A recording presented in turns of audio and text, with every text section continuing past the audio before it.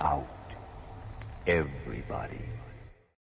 What's up, everybody? Welcome back to another episode of Lights Out. And today, we have a very special episode because we're joined by some lovely guests who have graced us with their presence.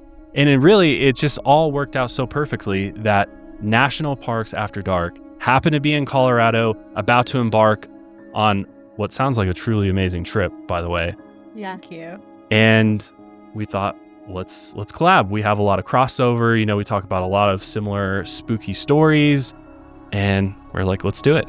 And so we're pleased to welcome National Parks After Dark to Lights Out. Thank you. It's good to be here, and thank you for having us in your wonderful studio. It's fun to be in person. Yeah, this is amazing. Wonderful so far. Yeah, we're just starting. We're just starting. Who knows? Before we even brought them into the studio, Josh tried to scare the bejesus out of them with our hauntings and our curses in the studio. Hey, just true stories, all right? I'm just warning you, there could potentially be a presence here. We've been told, too. It's not just me making this up. Other people have said the same thing. But as far as we know, it doesn't follow anybody home. Maybe me, but maybe Austin as well. I kind of brushed it off, in his car. You still have the Ouija board? I removed it. Okay, it. good. Yeah. Just in case, because if I had like a fiery car crash on the highway, I didn't want them finding that in my truck. Yeah. Well, obviously. This makes sense. Yeah. But please, for those that don't know you guys and vice versa, because this episode of Lights Out is going to actually be posted on their RSS feed or their podcast as well. So it's a true collaboration here. So I'm Josh. I'm Austin. I'm Danielle. And I'm Cassie. And there you go. That's now you know us. And, that is our names. Yeah, that is our name. But for those Lights Out listeners that don't necessarily, maybe you've never heard of you guys, you want to give a little bit of like who you are, what you guys are about? Yeah, would love to. So we started National Park After Dark in 2021, and we discuss pretty much everything that happens in the outdoors, national park related. It doesn't just have to be the main national parks. If it says national in it, or like national forest, national monument, anything that happens there. And we'll dive into things from animal attacks to true crime to survival stories to dark history that happen throughout. And we just kind of found in our own travels that we do that we are really curious of what has happened in these locations. And that eventually morphed into the podcast and we have over 300 episodes now. Yeah. Yeah. Been at it for a while. I think we've been doing the shows about the same time because, we have a couple. Do we have a 300? I don't even know. I lost count. I can't even keep track. A while. Yeah. I don't know that we've hit 300 yet. I think we have. Have we? I'll go double check. We don't even know. I'll double check the math. I know we have at least 200, probably more than that. So yeah, no, I love all that. I mean, we're here in Colorado, so we have the world-renowned Rocky Mountain National Park, amongst other parks here. And so you guys are actually down here because you're going on a trip with some of your listeners, which sounds amazing. And you're going to go to all the best spots in Colorado after this recording. So yeah, and we just got back from Glacier National Park. We were hiking and camping and backpacking in there. And Yellowstone. Oh yeah, we did a last-minute extension into Yellowstone. Just last minute, just a casual little. Truly, we were in Bozeman, and we were going to fly from Bozeman to Denver and check out the area. And on the map, obviously, Yellowstone is an hour and 15 minutes from Bozeman. And we looked at each other and said, "There's no way we can't go." So we just sent it to Yellowstone. We were there for 12 hours, maybe, Well, we had an afternoon. We watched sunset and sunrise in the park on 2 different days. And I got to see my first wolves in the wild in Yellowstone for the very first time. So that was really cool. They just were there? Yeah. Yeah, we were. Wow. Just like where you could see them, though. I mean, wolves are elusive creatures. Yeah, there's the wolf reintroduction that happened in Yellowstone was one of the biggest conservation success stories in our country, and Yellowstone is the hotspot for wolf watching. And if you know what to do, if you're a first-time Yellowstone visitor or just really want to see wolves and you don't have like intimate knowledge, just look for people on the side of the road with scopes, and they're all in these different pull-offs, and they're looking at something. It's usually either a bear or a wolf. And some of the wolves are radio collared. So there's different wolf trackers and things that have knowledge, and they're on the radios and like, oh, they're over in Lamar, or they're, by the creek or wherever. So just look for the people who know what they're doing, and they'll share their scopes with you, and you can see some cool wildlife. But hot tip, make friends, because if you walk up to someone with a scope and you're like, hey, what are you looking at? And you try to like touch their $5,000 scope, it's not going to end well for you. So like, go in, make conversation, talk to them about like who they are as people and become friends. And then they'll be like, okay, you can carefully look into my scope and show them you have really good balance and you're strong. Hey, what's that? Don't go in like a bull in a china shop. Yeah. They will shoo you away very quickly. Yeah. But so it was awesome. But as far as kind of getting back to the podcast, we're after this, we have a couple days here in Denver, and then we're going out to some of the national parks here in Colorado. Bringing listeners along. This is our maybe 10th or 11th trip we've done with listeners. And we try and make it hiking, camping, backpacking based, but we've done some cultural stuff as well. And just trying to get some real boots on the ground for different locations, or at least themes that we've talked about as far as being, recreation based and environmental stewards and exploring the outdoors and the wilderness in a different way. So, And of course, checking off some national parks along the way for our own. Selfishly. They're a stark difference between us, where we are hunkered down. We are trapped in this studio.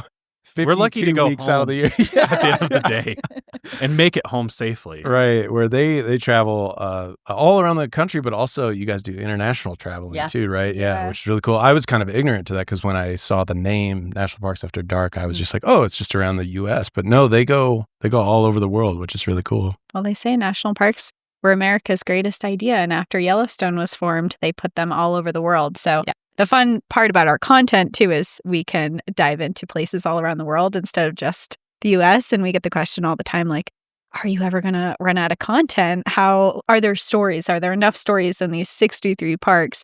And the fun part is that, we're not even close to out of content because there's so many national parks around the world, but also so many stories that happen inside them. Good.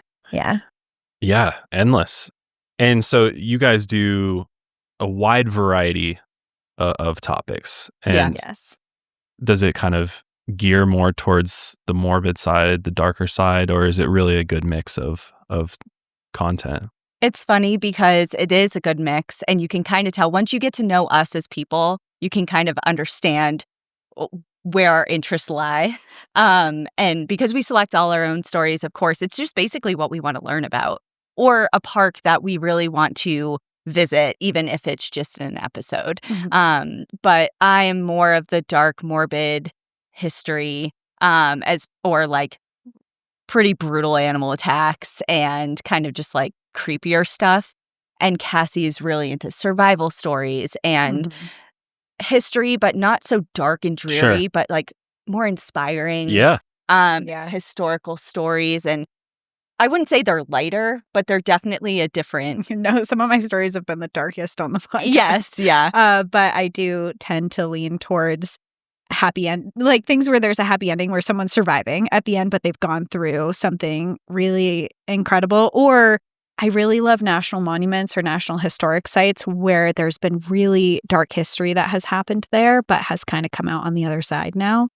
So I kind of lean into those where Danielle's like, the animal attacks, the paranormal. And that's it. That was horrible. I know. And it's like there's no uplift. It's kind of just like, and that's the information. Sorry, there's no like bright side to it. Yeah, within 10 minutes of meeting, I think we were talking about, you guys brought up black bears sitting on people and eating them alive.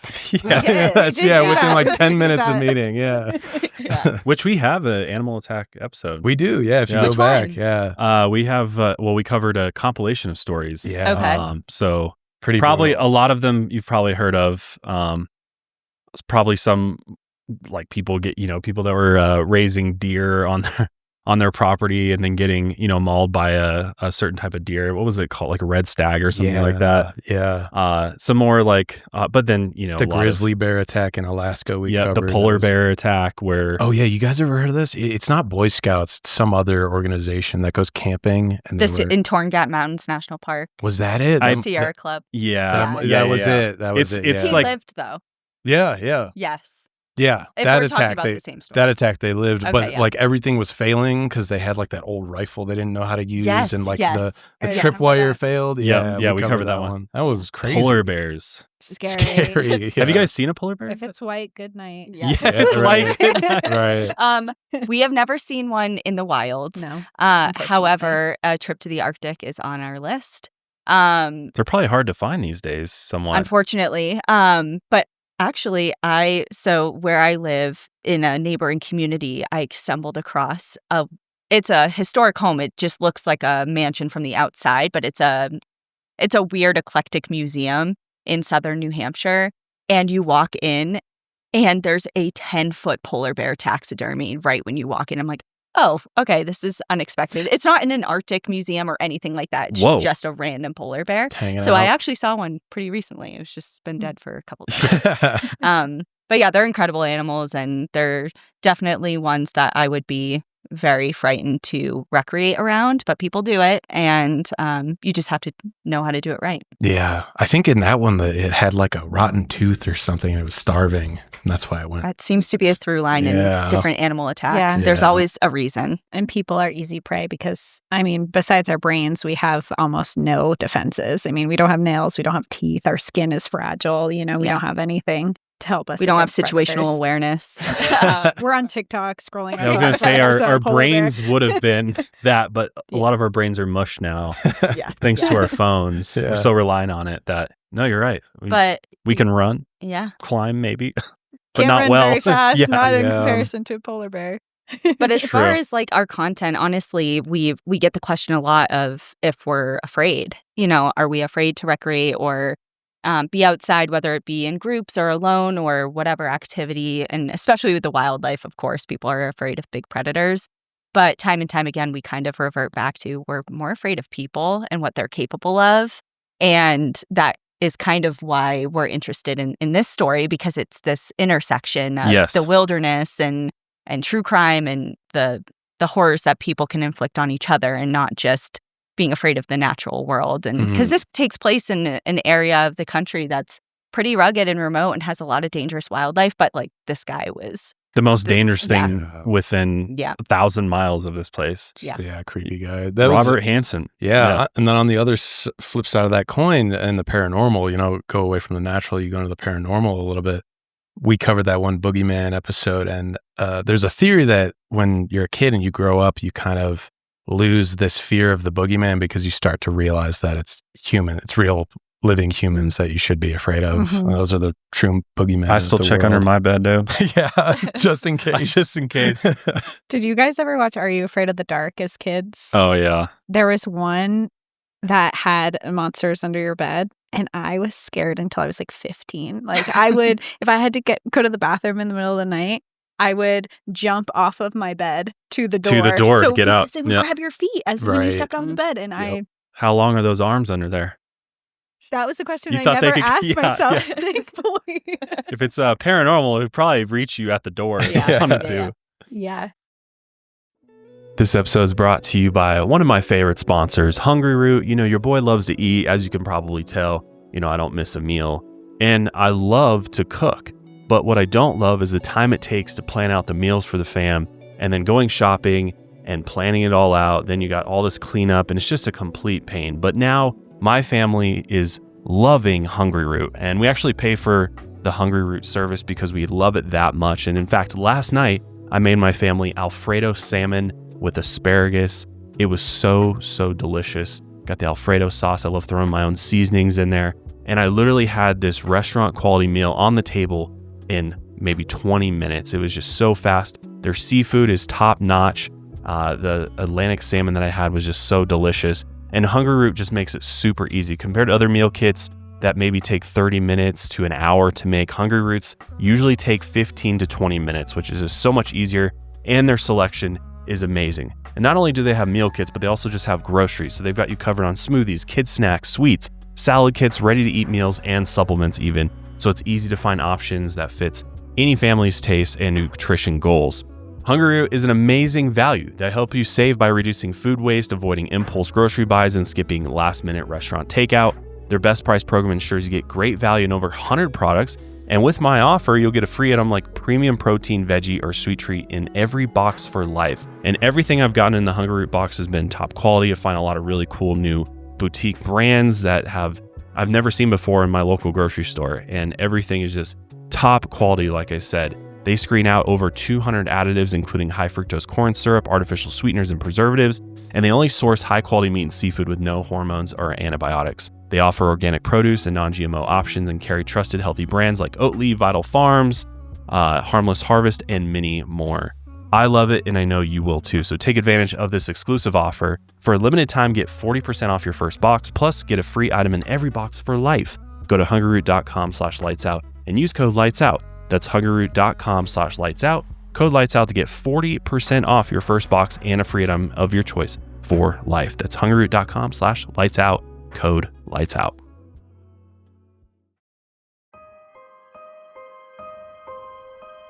Yeah, and one thing I want to ask you guys is I'm very interested in this whole they call it the missing 411 phenomenon. Yeah. I'm sure you guys get pinged about that all the time, but there's this author, David Paulides, out there who's done extensive research on the national parks and the amount of people that go missing out there under strange circumstances, hunters that disappear under strange circumstances. And then he kind of leaves it, the door open to a lot of possibilities. And like before the show, we were just talking about Bigfoot, or, is there some type of creature out there, or is there an interdimensional portal? Like, is there secret government, testing going on and some Stranger Things type shit going out in the national parks? Mm-hmm. And I think it definitely captivates the mind, right? Like, for sure. But I think for you guys, I'm curious, what, like, just overall, just quickly, like, what do you guys think? Do you think it's possible there's anything going on out there, whether it be government secret facilities or something paranormal existing out there in those woods? Well, yes, to all of it. I mean, the thing about national parks is they're so remote, which makes it possible for so many things to happen. And I mean, one of the first things I kind of think of, which isn't paranormal and maybe not really government related, but there are cartels that are very active inside national parks where they have marijuana plants out there, and it's because there's no one out there. And there has been many, many stories of people who have accidentally been on these hiking trails or gotten veered off or whatever and stumble across these huge marijuana plantations that are out there and either find themselves in trouble or quickly get out of there because there's some darker stuff happening in these remote areas. And I think that when you're somewhere so far, there are so many things that could be happening and no one's around to really either stop it or intervene or report on it. So whether you're experiencing something paranormal, whether something bad is happening at the hands of someone else, if there's a government, I mean, I don't know, aliens, there's stuff happening and they're hiding it. Yeah. There's definitely that. There's definitely that. But as far as like the sheer amount, like you can't attribute all mysterious disappearances to that. Like, no, of course. Not. And, it is, like you said, so it engages you and your imagination and your curiosity, and it just like hooks you of all the different possibilities of things. And that's really cool to contemplate. And of course, it could be applicable to certain circumstances. But for us, especially, and people who spend a significant amount of time outdoors, when you're hearing, there are certain stories that are kind of regurgitated and perpetuated in the media or just throughout different lore and legends and things like that, that anybody who has spent a significant amount of time outside can clearly be like, they got lost or were exposed to the elements and it's just as simple and as heartbreaking as that. They got turned around. The forest and different environments are so difficult to navigate. Sometimes even the most experienced people in the wilderness step off the trail to go to the bathroom, get turned around, and aren't found for years. And it's not because an alien abducted them or anything. They literally just starved and couldn't find their way back. And unfortunately, that's kind of the story that's mostly true throughout. Yeah. Time. And it's not as arguably fun could to be think less about, interesting or fun. Yeah, exactly. But also when you're going into this rugged terrain where the weather is unpredictable, a lot of times it really is just people recreating in the backcountry and something happens. An injury, getting lost, getting turned around, running into somebody Animals. that, Yeah. that has bad intentions. Like there's just a lot. Yeah. Nature is brutal, and a lot of people find themselves in trouble, and we're not immune to it. Yeah. But of course, that leaves also room for that's a small slice of that pie for like there must be something else going on here. And like Cassie said, I mean, there's a lot of dangerous operations going on in especially very remote national parks, especially down in Texas. I mean, you have to travel 5 hours by car just to get to them. And then they're so expansive, and they're on the border where there's a lot of different things going on. And you did a weed growing operation I did. in California. And it's I titled it Don't Grow Weed in National Parks. Yeah, I figure that's... You can smoke it in some, but don't grow it. Don't grow it there. In some you can? I mean, probably not Depending on the legally. It's state. federal property. In Colorado, you can't light up No, a joint. I think in federal... It's federal It's land. federal property. land, so I don't think you can. Well, Just like you actively can't... tell Keep it people allowed. to. Yeah, I think they even had like signs at Rocky Mountain National Park last time I went or something. This was a few years ago, and then also no drones. Yeah, drones is yeah. a big one. No, Which no. I used to drone in the national parks back in the day and did a little vlogging, and It used to be allowed. it used to be allowed, and then they changed Yeah. that. I mean, now if you think everybody would be bringing a drone in, Yeah. there'd just be like, you just Everywhere. disrupt everything about Yeah. the national Honestly. park. Yeah. Well, there's national forest land. You can do that. Yeah, In some places, it's but national parks. I mean, especially the ones that are heavily visited. If everyone, or even if 1 of 10 people had a drone, it would be the airspace would be insane. It'd be and these poor eagles and birds up there can't fly around because freaking drones everywhere. Right, yeah. Getting the Animals same are getting video. scared. Yeah. Yeah. Well, and just too, the just lack of staff you see, and obviously as of late, continued cuts to the National Park Service, and people that absolutely need to be there are no longer there, or not as many as there were before, to make sure that we protect the parks, and people aren't littering and trashing them, and which is a huge issue. Yeah. I've noticed whenever I've gone, it's just like it's so dirty in some places, and people, I'm just like, I what can't is even. wrong with Yeah, people? what is wrong with you, dude? I can't comprehend littering. You couldn't put that national in your parks. vehicle and Yeah. drive it out. You had to just drop it on the trail. Like, Yeah, what it do you blows do? my mind. Yeah, and it's hard because not only do we see limited staff, but we're also seeing record numbers of people that are going to these places. Like we just read an article when we were in Yellowstone that Yellowstone is seeing already halfway through the summer on track to have a record-breaking year. Yep. But when you see all these funds that are being cut and there's less staff, now you're dealing with the same problem, but you have more people and less staff. So it's making things a bit harder. And we see a lot of initiatives when we're visiting parks ourselves that are saying, hey, clean up, like help clean up. There's like a cleanup initiative where if you see trash, even if it's not yours, just pick it up because it's helping.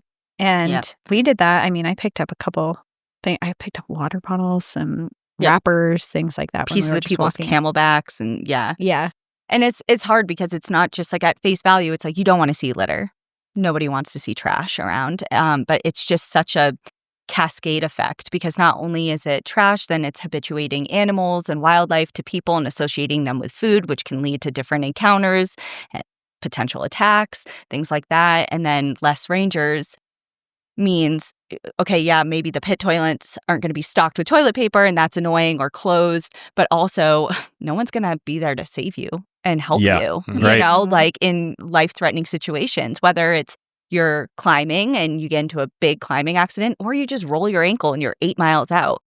Or you have a medical emergency where you're just on the trail. There's a lot of older people or just people who are maybe not used to hiking in extreme weathers or whatever. And we see heart attacks on the trail and we hear of them all the time. And if there's no one to come out and help you get medical attention in time, it can be detrimental. So so there's it's a lot of concerns. all encompassing, and it's a big deal. So when people, at first hear about budget cuts and it's like, okay, well, it's only like one person in this park or whatever. Well, if that's the only search and rescue or EMT, that's a big deal. Yeah. So well, not only that, what always crosses my mind, which kind of ties into our episode today, is crime on the trails. Yeah. Like, are we going to see a spike in crime out in these parks and these rural areas where where there used to be some form of law enforcement, at least around, is less and less. And you have less officers that are patrolling a large area, and becomes easier and easier for a criminal to perpetuate some type of attack on somebody or dump somebody somewhere, or assault somebody out on a trail, and there's nobody there to help or catch that person. Yeah. And that's scary to think about. Like, and maybe that's just me being paranoid and covering as much true crime as we do, but I can't help but think about that and just. Well, you should, and everyone should. I almost feel like I need to. If I go into the wilderness, I need to make sure I have a way to defend myself. And I don't think you can bring firearms into national parks?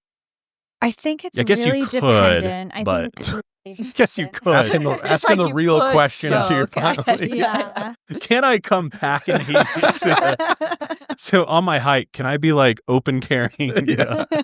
Just in case. I mean, it's scary out there. Yeah. There's scary people. Yeah, I think it's a totally valid question too, because there are places where backcountry rangers are no longer employed there. So now when you're on these backcountry trails where these people maybe are camping out there where these backcountry rangers used to patrol and just check in on everyone, they're not there anymore. Yeah. And so it's a totally valid question. And I don't know about the carrying when you're in national parks, but like we have bear spray. I was just going to say hit them with the bear spray. Yeah. But not all parks allow bear spray. So there's also that. What? Yeah. Like Yosemite is a good example. Why? They don't have a grizzly population.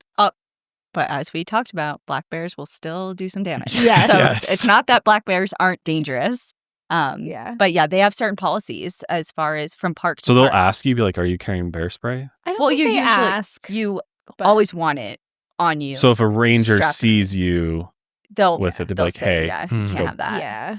Yeah, if you guys didn't know, that was a fun little fact I didn't know. You have to be able to pull bear spray and spray it within 3 seconds, you guys said? I didn't know that. So you got a quick draw. So we can't keep it in our backpacks on our back. It's useless. Like under your lunch. Give me a second. Hang on, sandwich. Throw it at it. Yeah, here, take that. Hold on. It's like quick distraction. Right. It won't work. So you keep it on you. They'll get you and your lunch. Definitely. Yeah. Wow. Well, somehow this all ties into our story today. What we're covering. We're actually covering a serial killer, which is never a fun experience whatsoever. I mean, this guy, Robert Hansen, the butcher baker, as he was known, one of the worst. Yeah. Really, when it comes to serial killers, sadistic, evil man that he took the most dangerous game literally. Actually kidnapped his victims, took them out to the wilderness in Alaska, and then hunted them like the big game that he'd hunt out there, which is just absolutely horrifying. You know, the way that I think about, I think serial killers, because it's always the question of like, why are we interested? Why do we even want to talk about this guy in the first place? And I think there's a lot of little things that are important to learn about just from history, because obviously when you start looking at the victims and you look at the time period and you start wondering like, how come we don't have the same types of people and situations happening today as we did back in the 70s, 80s and things like that. And I think you can look at like the cultural shift, and you know, as we'll talk about with many of the victims, they were sex workers, and sadly in almost every serial killer case we've ever covered, it's always marginalized women that society at the time didn't care about, and that's often the one thing about. That's often the one thing that never changes in these cases. Like you can look back through history and be like, oh, this can't happen now because we have DNA testing, whatever, et cetera, et cetera. But the one thing we always find in these episodes is always marginalized people, and because they're prioritized differently in the eyes of law enforcement, and that these predators can see that and they understand that. This is how it happens. Even today.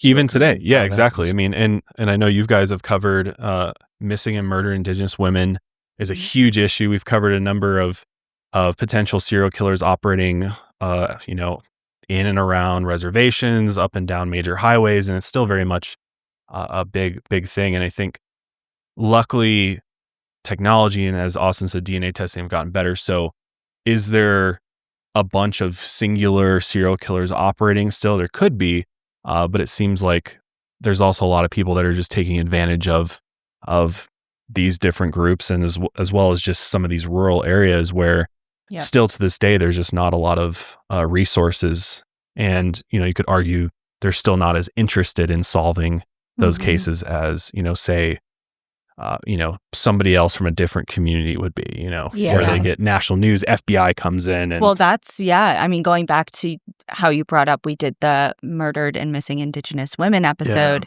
We, from the beginning when Gabby Petito's case unfolded, we were very early on into our show. And we got a lot of requests to cover her story, and we understand 100% why, people would, and it's literally our exact show.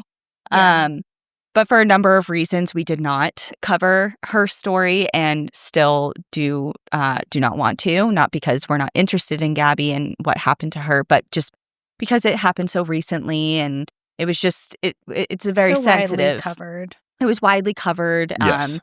But we used her story as kind of the foundation for the Indigenous women episode that we did, just for that stark contrast of exactly what you were saying, just like the disproportionate amount of media coverage that is given to certain people of a certain demographic and background versus what we're talking about today as far as people in kind of like on the fray of society or in just different demographics and things like that. And when you put it side by side like that, it's so glaringly obvious. And we really wanted to highlight that because there are so many stories that, just like the victims today, that are just not given the limelight, not given the same attention. And And likely because of that, because they don't get the same media attention that other cases do, then law enforcement doesn't prioritize them the same way. And that's a real thing. I mean, it's such a pattern that exists amongst all crime all over the U.S. and even in other countries in Canada. We've seen a lot of the same trends and patterns with the way that they handle their Indigenous cases up there, and it's the same thing. And it's just we covered, it was what highway was that? Highway of Tears. Yeah, the Highway of Tears, and that case very stark because people didn't really start paying attention until a white woman was one of the victims, whereas before there had been countless Indigenous victims, but it wasn't till then that the publicity of that case really exploded, and it's sad to see that. Yeah, well, so a lot of that unfolds with Robert, very much so. And Robert is one of those individuals who I think he had a lot of luck due to the time period that he was in, and he really created a great cover story for himself by having a family. This guy is the baker, at the donut shop. He's going to church with his wife. It gives a little BTK. Yeah, he's very much so. He was a church leader, scout leader, etc. Liked in the community. Family man. Yep. Anytime somebody is a pillar of the community, can be trouble. But he had this exterior, this very he had a very I think carefully manicured front just for the community, and just kind of it couldn't be him. Yeah, very unassuming.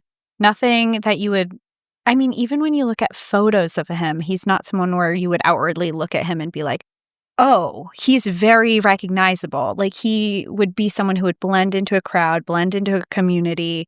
And I mean, when you pick up your baked goods, if you have a local bakery that you go to, that's kind of it's a wholesome job. It's a wholesome way to be part of a community. So he definitely disguised himself among his peers and used that to his advantage as well. Yeah. And like you were saying, the vastness of the parks is how, the cartel can operate in these small little areas. He also took advantage of this isolation that you get just way out in the middle of nowhere. You can basically get away with anything.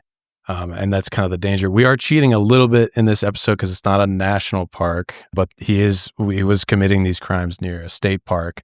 Same gist. And I know Alaska is also seen as, they've called it the final frontier of wildlife, et cetera, because there are these spaces where there is just no one for miles and miles and miles and miles. And he certainly took advantage of that. Yeah. And it's unfortunate because Alaska is one of the most beautiful places. It's one of my favorite places on the planet. And I've we've been to a lot of places on the planet, so that's saying something. But and we'll get into it as far as like bush planes and things like that. But as far as getting around, Alaska has more pilots than any other state. You know, you need to be able to fly a plane in Alaska to get to the vast majority of the state. There aren't road systems like we're used to here in the lower 48. And he took advantage of that. And especially, I mean, Alaska even now is pretty undeveloped comparatively, but even, you know, a few decades ago when this happened, even more so. And he really played to that. Have you ever heard of Outdoor Boys on YouTube? Yes. So it's this guy, I think he just ended his channel. It was so sad. Yeah. Everyone's like having a crisis. I was devastated. Yeah. I would just throw on his videos, having my morning coffee. It's this guy, he goes out in the middle of often the Alaskan wilderness. And his videos really, if you're curious about the Alaskan wilderness, go check out some of his videos. You will start to understand the scope of just how vast. It's almost unfathomable because you'll look at some of his footage and it's just nothing and nobody forever. And it's just him out there like going fishing in the middle of absolute nowhere. So if you want to get an idea, go check out maybe some of his videos. Yeah. We miss you. Yeah. we miss you, Outdoor Boys. Yeah. Yeah. Alaska has always been on my bucket list for sure. I was obsessed with it as a kid. I would fantasize about having like a big ranch up there, and like in my 5th grade class I made a whole like vision board for like a project, and it was like buy an RV, have a house in Alaska, raise huskies, and like do the editorial, you know, and live that life up there. So I definitely got to get up there because I mean it just looks absolutely stunning because it's almost like you're in a different country. Yeah. Right. For sure. Like no comparison to like our wilderness is pretty nice here in Colorado, I'd say, but definitely. But you go to Alaska, people everywhere. Yeah. Everyone's got their Patagonia. You spot them from a mile away. Subarus everywhere, Teslas. Yeah, it's very different in Alaska. Not as wild. Yeah. Definitely not as wild. I mean, you get up to Alaska, we were in Anchorage, right? And we're just sitting outside eating lunch and a moose walks by us. Yeah, you know, so and wild. you're in the middle of the city and it's just the city. Yeah. The city of Anchorage, say very loosely. But yeah, it's very wild. You have to take bush planes to get to most of the places. And Robert definitely used that I mean, he planned this, right? Because when he I mean, to get your pilot's license and then to get a bush plane and get out to these places. And then, like we mentioned earlier, he would go into these forests and he would hunt the women down when he got there. And he became a very notorious serial killer in Alaska. And a lot of question, I think, around any serial killers, like how did they get to this point? What really brought them to this point in their life? And I think that a common theme that we see is that they're bullied as kids and they have a hard upbringing. And that was very true with Robert as well. So I guess kind of going into his backstory a little bit of this is he struggled a lot as a kid. He had acne that he was relentlessly made fun of. Girls didn't like him when he was growing up. And it kind of triggered this resentment towards, I think, women later in life, these experiences that he was having. And his home life wasn't much easier either because his father was a Danish immigrant who was very, very strict with him and also forced him to work a lot. I mean, he was 10 years old when his father had him going to the bakery before sunrise. And it was like, get to work, work these long hours, which also I think we would see later in life he becomes a baker. And that stemmed from very early in his childhood. But I think throughout his life, he just longed for attention as a kid. And when he was constantly getting rejected by women over and over again, he was feeling humiliated. And it later stems into what happened later in life because that resentment festered. And in 1957, at the age of 18, he enlisted in the Army Reserve.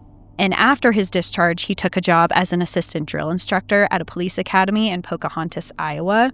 There, he met a younger woman who he actually eventually did find someone who he connected with. And in the summer of 1960, when Robert was just 21 years old, they got married. And you might think that this would be a milestone where it would be like, okay, all the bullying's over. He's made it past this like really hard point in life, that he would kind of move on from that. He found the love of his life. He's married, but he didn't. He actually had this deep resentment. And it wasn't long. It was actually later that same year in 1960 that he was connected to his first crime. And Robert set fire to a local school bus garage in this destructive act of revenge. And he was arrested, convicted of arson, and sentenced to prison. Which interesting thing with that. So there's something called the McDonald triad. Yeah. Or the serial killer trifecta. Mm-hmm. And a psychiatrist developed sort of this theory around, patterns amongst serial killers in their upbringing. And the three things are arson, bedwetting, and the third one is cruelty to animals, right? Yeah.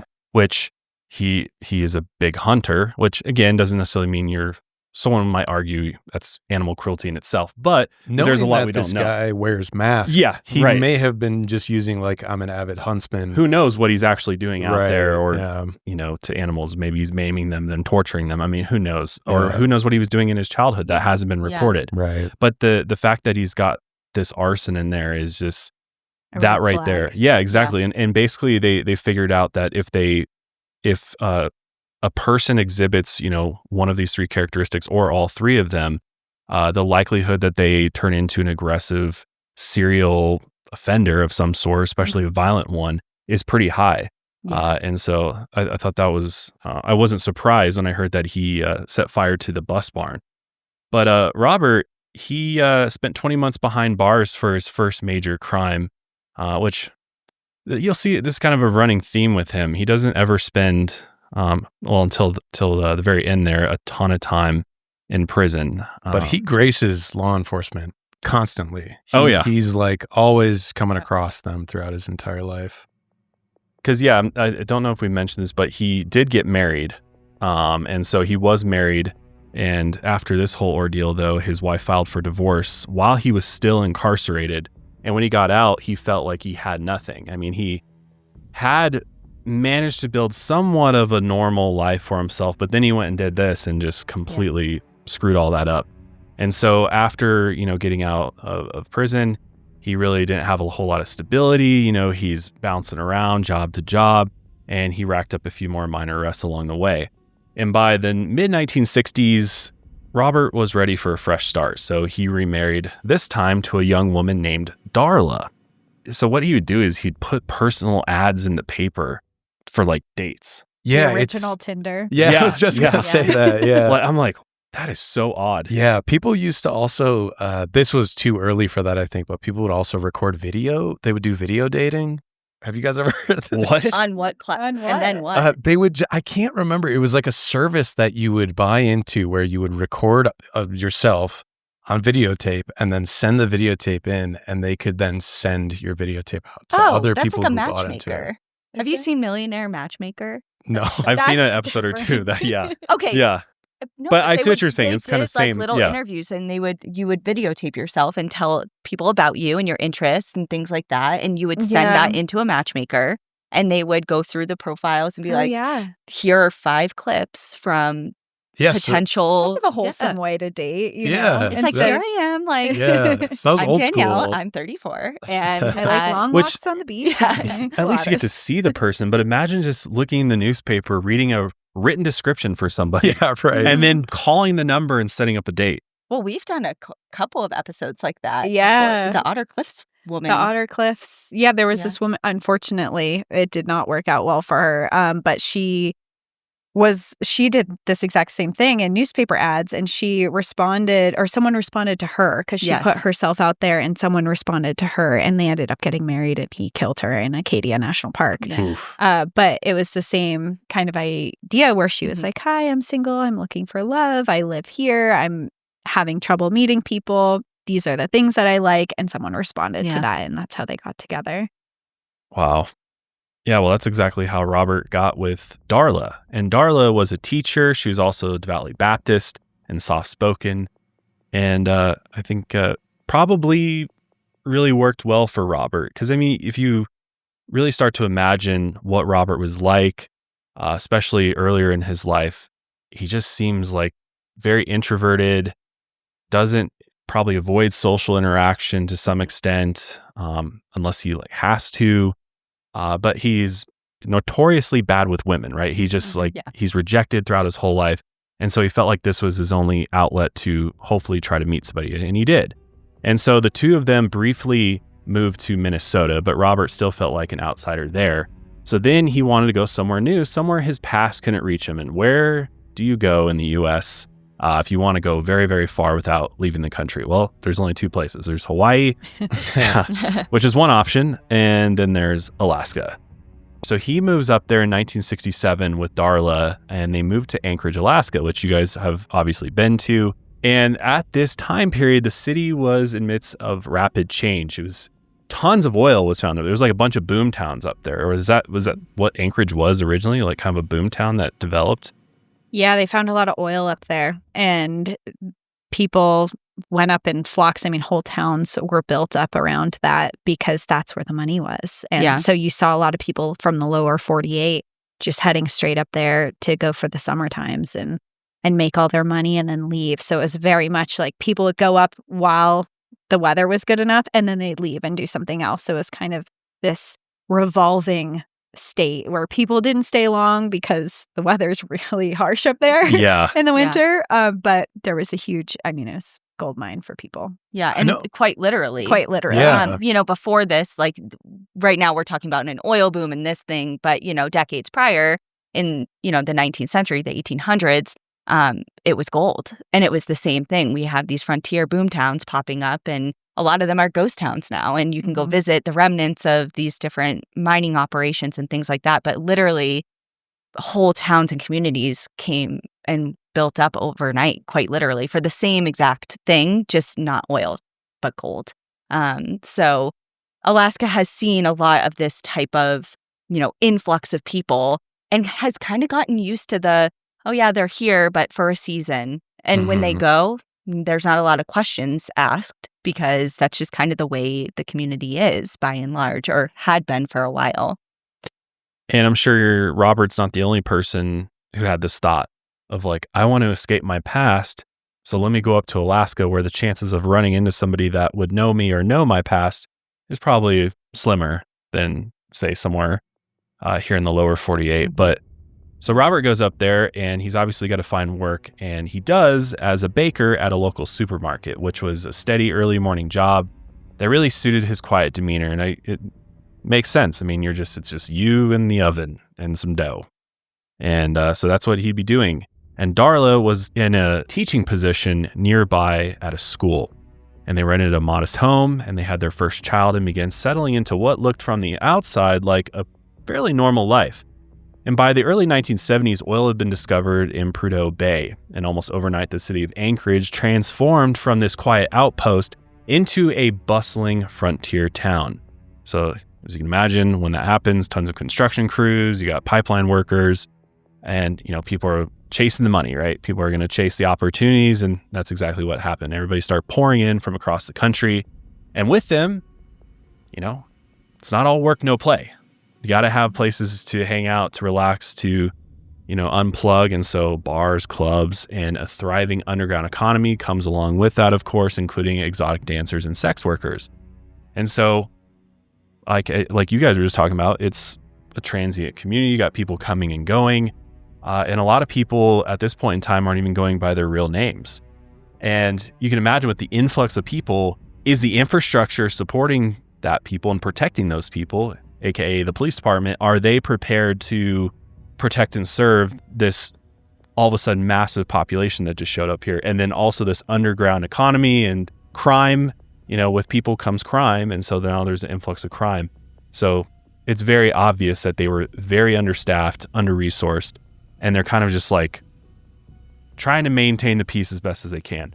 But they're really not equipped or prepared for what's about to happen as time goes on. Yeah, and it makes sense that when you think about it, this underground network that starts with the exotic dancers and sex workers, because when you think of these oil companies and big operations, they're very manual jobs. So it's a lot of men who are coming up. So I think that a lot of women who were in these industries saw Alaska as this opportunity. They're like, okay, everyone's up here. It's remote. They need fun because they're working these like really difficult jobs. Like, let's open all of these places. So I think it makes sense that with this outpouring of people doing these really manual labor jobs in this time, that these people would also be heading up there at the same time. Yeah. And I mean, brothels were huge in Alaska because the gold miners wanted fun. Yeah. And it's just kind of like the same thing in a different time. But as far as Robert goes, of course, he's not in the oil industry. He is a baker, but he's keeping really strange hours for people who are, don't have a normal 9 to 5, can't really relate to. But he was up, early in the morning, 1, 2 in the morning. So while the rest of the community is asleep, he's up and he's on the streets of Anchorage at the same time as a lot of these different people who are in sex work or exotic dancers, and they're clearly looking for clients. So he later told police that the first time he encountered a sex worker in downtown Anchorage, he said, quote, "My body tightened up. I didn't even want to get close to one. But those initial feelings, whether they be repulsion, disdain, just uncomfortability, or maybe even fear towards these sex workers, became entwined with his deep-seated resentment that Cassie was talking about earlier towards women in general, and something started to shift inside of him. On the evening of November 15th, 1971, Robert was out driving when a young secretary named Susan pulled up beside him at a stoplight. She smiled, waved, turned over. I mean, we do it all the time. How many times do you pull up to someone, you catch their eye, and you're like, oh, hey. Accidentally cut someone off. Huh? Hi. Yeah. Bad. So in the city, it's more of a middle finger than a wave and a smile. But yeah, especially in Boston, in the Northeast where we are from. But for her, she was pleasant. She gave him a small smile and wave. And to her, it was probably nothing more than just this passing moment. Didn't give it another thought. But for him, it was quite different. And he later recalled this moment saying, "Bells started going off in my head. This was a young girl that looked kind of attractive, that maybe she likes me for me, And at this point in time, he's 32 and Susan was 18. So let's keep that in mind. Just from a smile. He's having these thoughts going off. Yeah. So later, after this, he follows her home, knocked on her door, and claimed that he needed to borrow a phone book from her. And at this point, we can probably assume that she didn't recognize him from that small interaction and didn't put the two and two together. Being pleasant and kind, she said okay, and lets him inside. And throughout this interaction, at some point, he asks her on a date. And she politely declines, says, "I have a boyfriend, I'm sorry." And Robert left, but he was not able to let that go, that rejection go. And a week later, he returned to her apartment complex, but this time with a gun, and he was laying in wait for Susie. When she arrived, he grabbed her, held her at gunpoint, and threatened to kill her if she screamed. But thankfully, she did scream, and that scream ultimately saved her life. A neighbor heard the struggle, heard her scream, saw what was happening out through a window, and called the police. Robert fled, but tracking dogs quickly tracked him down to where he was hiding, and he was arrested right there on the spot.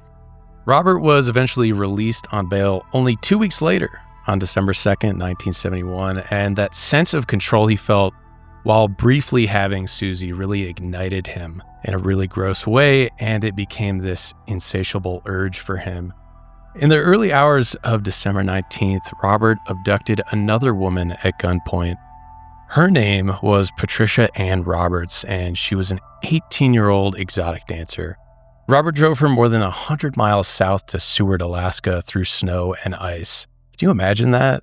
Being driven 100 miles south with a guy you don't know? It's such a long car ride to not know what is going to happen to you or where you're going. Right. They only stopped briefly at a motel, and this is where Robert her and then began the long drive back. And at one point, he even pulled over on this just completely barren, desolate stretch of road near a cliff, and Patricia thought he was going to kill her right then and there. She ended up begging for her life, promising not to tell anyone what he had done, and Robert ultimately believed her and let her go. So that did save her life in the end, but not before taking information about her family and then threatening to harm them if she went to the police, which is just disgusting, right? Yeah, and it seems like at this point, it's about sex for him. And it's about control and putting himself in this authoritative position that he's never been with women ever. And he's trying to adjust his strategy too. He did it right there pretty much out in the open, and then he got caught. And then he's like, okay, I got to go farther. And so you kind of see over time, he goes a little bit farther and a little bit farther and a little bit farther. He's just escalating. Exactly. As time goes on. And then also realizing, can I trust that these women are not going to turn me in? Right. So you kind of see this evolution unfolding, which is really, really disturbing. And even just probably seeing her kind of submit and be like, I won't tell anyone, it's fine. And him thinking that he has this total control over her did work on him. Because I think you're right. It is about control at the end of the day. But the good thing is that despite his threats, a few days later, she ended up telling police still what happened. And she was later able to identify him in a series of portraits of similar looking men. The police, they do a photo lineup. They presented it to her and she was able to point out Robert. So earlier that next year, her experience along with Susie's led to a trial against Robert for assault with a deadly weapon. That's all they could really get him on. Unfortunately, without much physical evidence, the charges related to her case were dropped. So they had pretty much nothing on him. I hate that this happens so often. Yeah. Back in the 70s. And again, I think this just comes down to a lack of knowledge of how to investigate these cases. Yeah. Mostly. There's probably maybe prejudice there as well. But and we've covered a lot of these older cases. They're like, circumstantial evidence doesn't really count when it does and should, And so I think that's also how they handled these, where it's like, no physical evidence didn't happen. We'll throw it out. Yeah. And it's also evidence. It's not enough to believe a woman. Yeah, This person just detailed her entire account. She pointed you to the person who did it. And still you need this physical evidence that doesn't exist anymore, especially if you're talking like months later. And just believing wasn't enough for the police officers, which if they had, we'll see would have stopped a lot of future crimes that he commits. Yeah. We'll also see, I think even later in this case, we'll see the police departments, they'll do this thing where they'll throw a polygraph test at victims. Be like, if you fail any part of this, we'll throw your case out. Or people will just outright refuse because it's like, you just don't believe me. This is kind of ridiculous. I have to go through all these loopholes to just get you to believe my story, which is ridiculous. And polygraphs are some of the most unreliable forms. They're inadmissible in court. Yeah. It's just a way sometimes for police departments to kind of just write things off quickly. And people are willing. They're measured on emotion, and you're talking to someone who is victimized and who is coming forward with their story. Of course, it's going to be emotional for them. So how do you really judge that accurately? Yeah. People have learned how to gamify those things and how to pass them even without. Control you can do your heart physiological rate, things. your breathing. Yeah. In March 1973, Robert was convicted solely for the attempted attack on Susie and was sentenced to 5 years in prison. And around that time, a psychiatrist named Dr. J. Ray Langdon conducted a court-ordered psychiatric evaluation, and he ended up diagnosing Robert with a dissociative mental illness, possibly involving psychotic or schizophrenic episodes. That's a pretty serious diagnosis. Langdon described Robert as having, quote, a compulsive personality with thought disorder, and he noted that Robert had harbored violent fantasies toward women, even going as early as his teenage years. But despite all this, it didn't really matter. And the seriousness of his crime, Robert served only 3 months in prison before being transferred to a halfway house.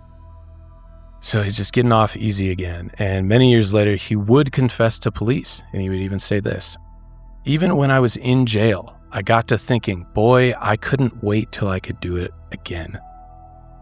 Insane. At the halfway house, he was supposed to drive only to and from work, and instead he would drive downtown and he would watch sex workers from his vehicle. Yeah. And before we move on, I think it's important to note of just side by side, he received 20 months in prison for arson, and how many months? Yeah, it was 3 months cut short. For crimes against women. And I think that's just so telling of kind of like the pattern that we're going to see unfold. The rest of this. And for sure. How property destruction is more important to us than sexual assault. It's like, it's disgusting. Yeah. And going into after 3 months, it was only November 1st of that same year, 1973, that Robert Hansen was released on probation. And all while his wife, Darla, stood by him through this. Even after all of these accusations and the trial and him going to jail, she was still by his side. And the couple who already had one child together, she was expecting another. And even though he went to prison for this period of time, the community didn't really think any less of him. He was still the baker. He was the soft-spoken guy that they all knew, and it didn't change how the public saw him. Which is wild. How? Yeah, sure. I want to know more about Darla, and I know it seems like she didn't do a lot of interviews or anything like that after the fact, but I would love to get a peek into where her head was at, what she was thinking, what she thought of him at the time. How much did she know? Yeah, how much did she know? Because I think that's always the question with serial killer spouses or partners is like, how much did they actually know what was going on? And then once they found out what happened, their actions afterwards are pretty telling. Yeah. Usually it's divorce, it's they immediately leave because they didn't know, potentially. Or in this case, it's like, did she also not believe the victim too? She was like, oh, yeah, right. Robert would never do that. This is somebody just trying to get my poor Robert in trouble or something. Yeah, and I do know she was very religious, right? That was a big part. So if Robert attends church with me, he's a good, godly man. Yeah, and I wonder if she was willing to use kind of this like, oh, everyone can be absolved, everyone can change in the eyes of God, something like that. I'm not sure. This is all me kind of speculating just what I know about Darla, but I mean, it just makes you wonder how your spouse doing something like this and being convicted of things like this. I don't know the mental processes you kind of have to go through to get to stay together, really. I do think that Robert was a very manipulative person because you look on the outside, right? And as we mentioned, he's this upstanding person in the community and he's your baker. He's soft-spoken. And he has manipulated the community to not care about these charges. So I can only imagine what was happening behind closed doors when he's with his wife. If he's manipulating the community in this way, what is he saying to his wife? That's a good point. Yeah. You know, and it also brings out, he's doing horrendous things to women. And it just makes me wonder if she was also the victim of abuse in her own home. Or like maybe she wasn't, and maybe things were like beautiful and wonderful at home. So it made it even harder, that manipulation even harder for her to understand or believe these accusations. But I think there's just probably so much that went on that we'll never know unless, unless someone has firsthand information on this. I don't think we'll ever know, but he seems like someone who would be very, very manipulative. Yeah. As most serial killers are. That's one of their strong suits. True. Mm-hmm. They manipulate people. Yeah, I think you're spot on with that. Yeah, well, he doesn't stay out of trouble for very long because in 1976, he was arrested again. And this time it was for stealing a chainsaw from an Anchorage department store. And in a second court-ordered psychiatric evaluation, a man named Robert McMahon diagnosed him with manic depression, which is known today as bipolar disorder. He recommended that Robert receive ongoing treatment and continue periodic psychiatric treatment and follow-ups, but it's pretty unclear if those recommendations were ever followed, is kind of uncertain. Robert then spent another year in prison and then once again was released on probation. And once he was free again, he returned to the streets of Anchorage to watch the women like Danielle had been mentioning before.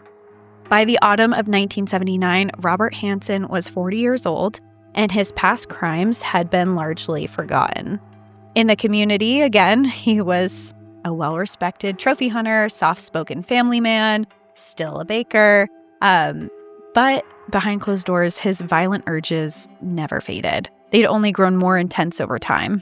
The next time he acted on them, he picked up a young woman who was a sex worker, according to Robert, though her identity was never able to be verified. According to his account, Robert led her to believe that they were heading to his house, and instead he drove them north of Anchorage onto back roads that led deep into the forest. At some point during the drive, the car became stuck, probably because he's out on these back roads. Like, who knows what these roads in Alaska look like? They're probably just dirt, full of potholes. They become stuck. And this was when this woman realized that something was very, very wrong and suspected that they were not going to his house, or wherever they were going was not safe. So she actually panics and she pulls out a knife on him. And during this, there's this big struggle that happens. Robert ends up getting the knife from her. And in the struggle, she ends up lying face down in the dirt, and Robert stabs her in the back before he drives away. Her remains were found 7 months later in July of 1980 by workmen near Eklutna Lake Road. And adding to the heartbreak, police were actually never able to identify her to this day. We don't know who she was, so she became known as only Eklutna Annie. And she was the first woman that Robert admitted to killing. But, of course, she wasn't the last. After the killing of Eklutna Annie, Robert's violence began to follow a pattern. He would prowl the streets of Anchorage, especially in the morning hours, looking for women who seemed isolated, vulnerable, or simply out of place. He'd offer money for sex, or he would even offer money for modeling gigs, saying, "I'll pay you to photograph you for something." And he would use fake business cards or a prop camera to build trust and validity of who he was. He's like, "Look, I'm real. Like, this is my business card. You can see." And it was once they trusted him and got into his car was when he would act. And this was when he would threaten them to try and gain control, as we saw before, threatening families, things like that. And he would use handcuffs and a gun to get them to comply. Some of the women he even actually brought back to his house. If his wife and kids weren't home, he would bring these women back home. Or if they were home, he would just drive away into the deep woods and do his crimes there. He always had a cover too, because if, his wife hadn't seen him in a while, it'd just be like, "Oh, I was out hunting." Like, sometimes it takes a while. You got to get way out there, went camping. There were a million covers for him through all his activities. Not to mention he's a baker and he's got weird hours as it is. Right. Yep. So if he's not home, it's not weird if he's out 1, 2, 3, 4 a.m. He'd be like, "Yeah, I'm making donuts down at the shop." Yep. Which is, alone. So there's alone. no one there Right. to verify it. Yep. Right. So who knows if he's actually at the bakery or if he's out prowling the streets? I mean, nobody really knows. So it was really the perfect cover for him. And I think with Eklutna Annie, I think this was the turning point for him, where he really realizes how sadistic he really is and how much enjoyment and pleasure he got out of killing somebody. And, for him, that was like power to the max, and he felt in complete control. And I think that was where he finally starts that evolution into a full-blown serial killer, where he's like, "Now I've done it, and now I can do it again." And then you see all of the other steps that he's taking to really turn his methods into a full, it's very organized. He's got business cards. He's got a story for everything, and he's knowing how to manipulate and pull these women out from where they work or where they're staying, and then come with him, which says a lot about him, that he was very much in control of himself, of his thoughts, of his actions at this point in time, and that at this point in time, he's not just this like psychopath who, well, he probably is a psychopath, but he's not, you know what I mean? He full well knows what he's doing. It's He's calculated. Yeah. Yeah. I was just going to say calculated. Yeah, it's not like, yes, he's acting upon urges that he's feeling, but it's not in the moment. Yeah. Right. It's very carefully planned. He has, like you said, all of these different, whether they be alibis or stories built up. Like, he has this entire world that he has crafted. It's not just he has this random urge and he just lashes out. This is stuff that he's put a lot of thought into. Yeah. And there's theories for this exact reason. He is so calculated, and this is kind of like early on, at least in the cases that we're aware of. And this is why there are theories that he had already been killing people in the continental US before moving to Alaska, because you're like, wow, this guy has it down to a science out here already. Yeah. So there are theories that he may have killed way more even before this. We just don't actually know. Yeah, because according to him, I should say, Eklutna Annie was like the turning point. He's like, and he kind of made it seem like it was a mistake. It was just a result of a scuffle, and it wasn't his plan. And then as soon as he did it, something kind of changed in him, and he wanted to keep doing that. Yeah, but he who says, knows? Like he says it's his that, first, correct? Right. Yeah, that's what he Yeah. says. But if we take him, we know he's a manipulator. So if we take him at his word, this could be his first. But how is he this calculated already? And He's this been is his first one? fantasizing about this for years. Yeah. And we do see him escalating too, because he started on a whim, or what of we know, because of course, like you're mentioning, there could be so much more that he's never admitted to and we can't link him to. But we go from his first, where he saw someone smile at him. He showed up at her house a couple weeks later after being rejected and attacked her in the middle of the street, to now he has this whole plan to get them isolated, to carry out these crimes. He's escalated in his violence. So it feels like he's learned from past mistakes where he's gotten caught too. And we're seeing this escalation in violence and calculation. Because just weeks after Eklutna Annie's body was discovered in July 1980, a second set of remains turned up. And this time, they were near a remote campground outside Seward, more than 100 miles south of Anchorage, where Robert had driven Patricia Ann Roberts nearly 10 years earlier. And the victim was identified as 24-year-old Joanna Messina. Joanna had grown up on the East Coast of the U.S., and she got married and worked as a dental assistant in New York State. But she'd left that life behind, separating from her husband and heading west, and eventually making her way up to Seward, Alaska. Friends there described her as free-spirited and footloose, and she didn't have a job. She was living light and drifting, which made her vulnerable. And when Robert spotted her on the docks in Seward, it was May 1980, 2 months before her remains would be found.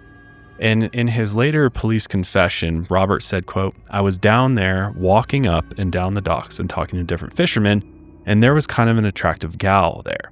I'll be the first one to admit, I got to thinking, gee whiz, maybe I can ask her to have supper with me and spend a few pleasant moments."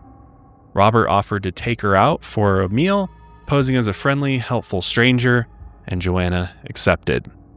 Preparing, for what she thinks is going to be a casual evening together, she brought her dog to the dinner, but when she later asked Robert for money, the illusion Robert had built in his mind collapsed. Because it's hard to believe. Is this a moment where Robert's still hoping he's going to have a genuine connection with a woman? It appears that way. It appears that way, or is that just like what he wants us to think? Yeah, I mean, he is married too at this point. Right, So yeah, it's let's not forget what is about going that. on? Yeah. It seems like he's seeking validation. And because I feel like we keep hearing again and again with quotes, he's saying, I was hoping she would like me for me, and then when they ask for money, immediately that feels like a switch for him, where it's like, oh, you're here for money, not for me personally. Yeah. And it kind of sets off this trigger of maybe from his childhood being rejected over and over again. And now it's coming out in these small moments. But again, he's married. He asked for a casual dinner. It's just, it feels like this is his trigger of being rejected. Mm-hmm. Yet, while being a married man. Yeah, and I wonder if it has something to do with where he feels like he's in disguise with his wife. So it's like she's accepting me for a character that I'm playing and not Totally for me. Yeah. So when he's picking up these random women, maybe he is being vulnerable and more himself, seeking some weird validation for like, this is the true form. This is my freak self, and maybe I'm trying to find some validation here. I don't know. They don't know I'm married. Why would they reject me? Yeah. Yeah. Mm-hmm. Because when he was talking to police about this, he's like, this is someone I really wanted to be with. I guess it was just a fond hope that she would still want me just for me. And then when she asked for money, he just got angry and called her a whore. And then they actually started fighting. And Robert claimed Joanna reached for his gun, but he got to it first. And as she tried to run away, he shot her in the back with his .22 caliber revolver. And then he shot her dog.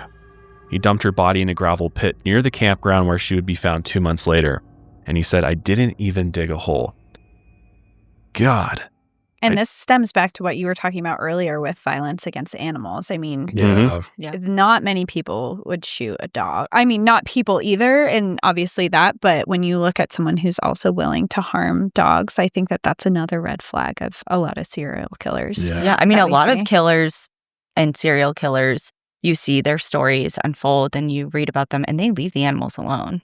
And I mean, not to say that that's right better or worse or yeah. whatever. It's just a psychological thing. But yeah, he even went out of his way to kill the animal as well. Yeah. So I just think it adds an extra layer of evil that is hard to, you're killing two forms of innocent creatures, and beings. Yeah, and it's just like out of spite for her too. Right. Like, yeah. Because she set him off, and she's like, oh, her dog's here too. Well, just get rid of that too.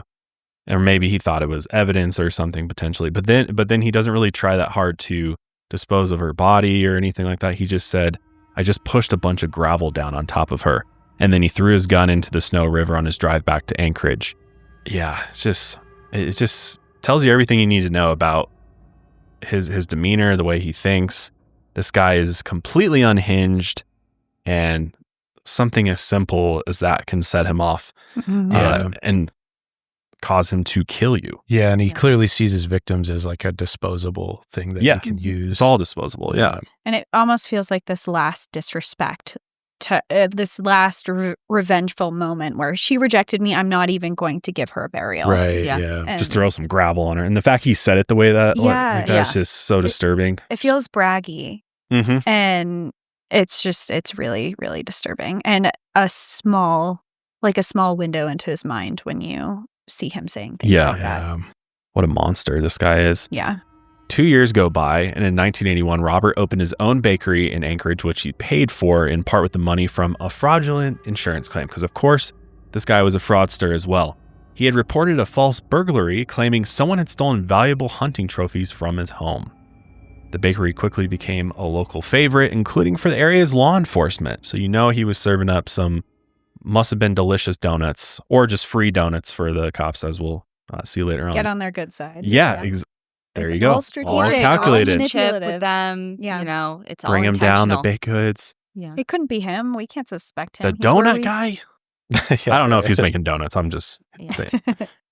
Cops like donuts. So. I mean, it's interesting because we get sometimes a lot of connections with the stories we tell that are more recent like this. I mean, the 80s isn't recent, but in the grand scheme of things, there could be people out there who are watching or listening and know and have been to this bakery or had family that have visited there. I mean, if it's Anchorage isn't this small little place, it's a big bustling area. And if it's a local hotspot, you never know, if somebody had ever visited. Yeah, that's very true.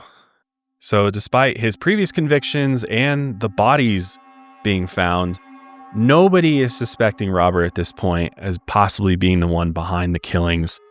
And, he's doing his very best to continue the cover up, to continue the story. Like I was just saying, he's delivering donuts to the police stations. He's doing all that he can to keep them off of his trail here, which, again, very calculated. I feel like deliberate for sure. And with a religious wife, 2 kids, and a thriving business, and an impressive record as a trophy hunter, that's the whole thing too. When he's not baking donuts for the cops, he's out shooting big animals in Alaska and mounting them on his wall. He had a very impressive taxidermy collection. Which I'm sure made him a lot of friends in Alaska, too. For sure. That's huge there. That's absolutely. every place you go into, there's probably some type of taxidermy almost. There certainly is. Yeah. And for us in the lower 48 or just the region we are, if I walked into someone's house and they had a ton of taxidermy everywhere, I'd be like, oh, this is kind of weird. This is a lot of dead animals. But in Alaska, it's so normal. I mean, you go into restaurants, hotels, wherever you are, there's taxidermy somewhere because hunting's so big in the culture there. So I feel like that was probably, 1, I think he enjoyed it. But 2, I think that was also part of this cover up that he was fitting into society with, was this. Yeah. And going back to just our conversation a little bit about the cruelty to animals and how, there's a distinction of not everyone who trophy hunts enjoys the act of killing. But I think for Robert, that was the difference. Part of it, yeah. We have a large listenership that are hunters and subsistence hunt or even trophy hunt, but the motivation behind it is vastly different. And I think for Robert, the trophy hunting definitely made him fit in, and it is the norm in Alaska, but what's not the norm is the motivation behind it. And I think he truly got a thrill out of killing something, not just as a conservationist or, right. I'm trying to lower the moose population here. Exactly.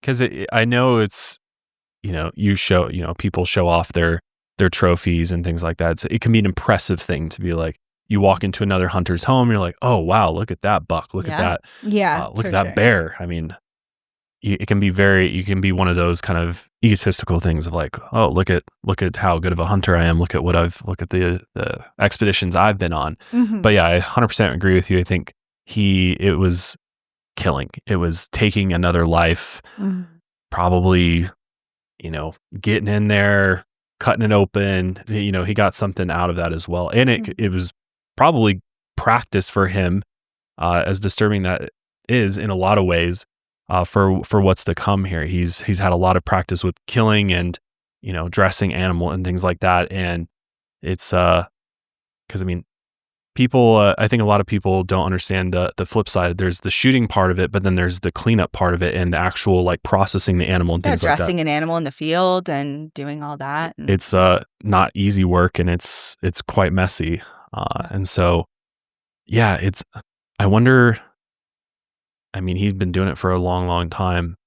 So I wonder if who knows what kind of sick fantasies he had out in the woods while he's just hunting animals even. I mean, your imagination could go crazy there. But Robert later admitted that the violence he inflicted on women gave him a sense of power, which I think we all know that at this point. He said, quote, having control over them made it feel like I had control over my own life. That explains all you really need to know about him. Ugh, gross. Yeah. And this life that he's carefully crafted to have this shiny, innocent veneer. And obviously, we know the darker, what's going on behind closed doors. But that very same year that Robert opened his bakery, another woman disappeared. And her name was Sherry Morrow, and she was 23 years old. Sherry had grown up in Washington State, and as a child had been separated from her sister, named Millie, after their mother died from a blood clot after a surgery. Their father wasn't in the picture, and the sisters were split up by social services. So because of that, Millie actually wouldn't know for years and years that her long-lost sister had made her way up to Alaska. Sherry was around 5'5" with this big, voluminous blonde hair. She had glasses, this radiant warmth that Millie said could light up a room. And like many young women at the time, she had been drawn north to Alaska by this promise of opportunity that we talked about at length. Dancing jobs that paid well, a chance to start over, and just this fast, good money in a frontier town. On November 23rd, 1981, she told a friend that she had a modeling gig lined up. Just this simple photo shoot with a man who offered to pay pretty well or some pretty simple photos. So she went to that friend's house to get ready, do her makeup, get dressed, get ready for this photo shoot, and that was the last time that anyone saw her alive. Well, pretty much anybody, except for, as you may have guessed, Robert Hansen. And when Sherry disappeared, her boyfriend quickly reported her missing. But of course, in a transient city like Anchorage, police, as they often did, assumed that this young woman had simply moved on, like so many of them did. And 10 months later, in September of 1982, 2 off-duty police officers were hunting along the banks of the Kinnick River when they stumbled upon the remains of a young woman in a shallow grave. The remains were later identified as Sherry Morrow. She had been shot in the back, was naked. All of her clothes were missing, except for her leg warmers, which were still wrapped around her calves. There was no fabric in the bullet holes, so investigators believed that she had been forced to undress prior to being killed. Sherry was the third of Robert's victims to be discovered, but no one yet realized that they were connected, or just how many more were still out there. In fact, during the 10 months between when Sherry disappeared and when her body was found, Robert's crimes escalated once again. And this time, he's getting a different mode because we've been talking a lot about how he is abducting them or luring them into a vehicle and driving them away. But as we talked about earlier, a big mode of transportation in Alaska is bush planes. You can get further into more remote wilderness, to places that don't have any sort of roads, let alone a dirt off-road vehicle type of pathway. So in January of 1982, he upped his game and he bought a Piper Super Cub bush plane, which is often used by not only hunters, but just residents of Alaska who are going off into different expeditions in different parts of the wilderness. And the thing about bush planes is they're able to take off and land very quickly. They don't need lengths of runway like we're accustomed to with commercial planes. Just some flat ground in the forest, basically. Yeah. Yep. Because they've got kind of big old tires on them, kind of thick tread on them. Yeah, they're cool planes too. Mm-hmm. I think you can even buy like kits to build them too. Yeah. I think a lot of people build Yes. their own Piper Cubs planes, and it's a great sort of first airplane because they're not like super, they're not fancy by any means. No. They get the job done. Yeah. They're not the picture of luxury or anything. But yeah, bush planes are everywhere up there, and I certainly wouldn't want to build my own. Yeah, I wouldn't trust myself to build a plane. I have some family friends up in Alaska, and they're pilots and have built planes, and it's like very normal. They have a vacation house that they go to, and they take their bush plane and they just fly out here and it's very normal to meet people who live in Alaska who are pilots, where obviously here it's a little not as common as that, but it's interesting to see their lifestyle because they have their own plane, and we drive by and they're like, yep, there's my plane parked over there. Like, oh, okay. Yep. And yet another Different lifestyle. Yeah, another way that he is not raising any eyebrows. Yeah, super normal to have a plane, especially as a hunter. Yeah. Yeah. You do that in Nebraska, maybe a little different, Yeah, or people another would be state. like, oh, why do you? Yeah, where are you flying to? Yeah. It's like all these women are disappearing and showing up in the remote wilderness, and you have a plane. But in Alaska, it's like everyone has a plane. Right. Why would we suspect you? Yeah. And of course, this gives Robert the ability to fly even deeper into Alaska's backcountry, far beyond what he could reach by car, where there are no roads and no witnesses, just endless trees and tundra. There, he could truly hunt his victims in total isolation. He often chose an area northeast of Anchorage near the Knik River Valley, which is rugged, remote terrain on the edge of Chugach State Park, an area he knew very well and intimately from hunting game. And any hunter knows, you don't just show up somewhere and try your luck. You're mapping this out. You're becoming intimately familiar with the terrain and the different geologic formations. And so he was getting to know this area for multiple purposes, not just hunting animals, but hunting people. And we have been to Chugach State Park. It's absolutely stunning. If you have good weather and the mountains out, you get to see Denali from Chugach, and it's stunning. It's awful that such horrific things happened in such a beautiful place. Yeah. Chugach State Park, one of the largest state parks in all of the United States, covers nearly 500,000 acres of wilderness. That's it. Yeah, only That's not that big. 500,000. I can't. Can you even conceive of 500,000 acres? In my mind's eye, I can't even understand. A lot of times when we are going through numbers like this, especially with national parks, we do an equivalent of the size of Switzerland, the size of, just give it a tangible, like, okay, I can actually envision that on a map. Smart type of thing. Do we have an equivalent to 500,000? We also started recently using another form of measurement. And how many thing, Titanic ships equal?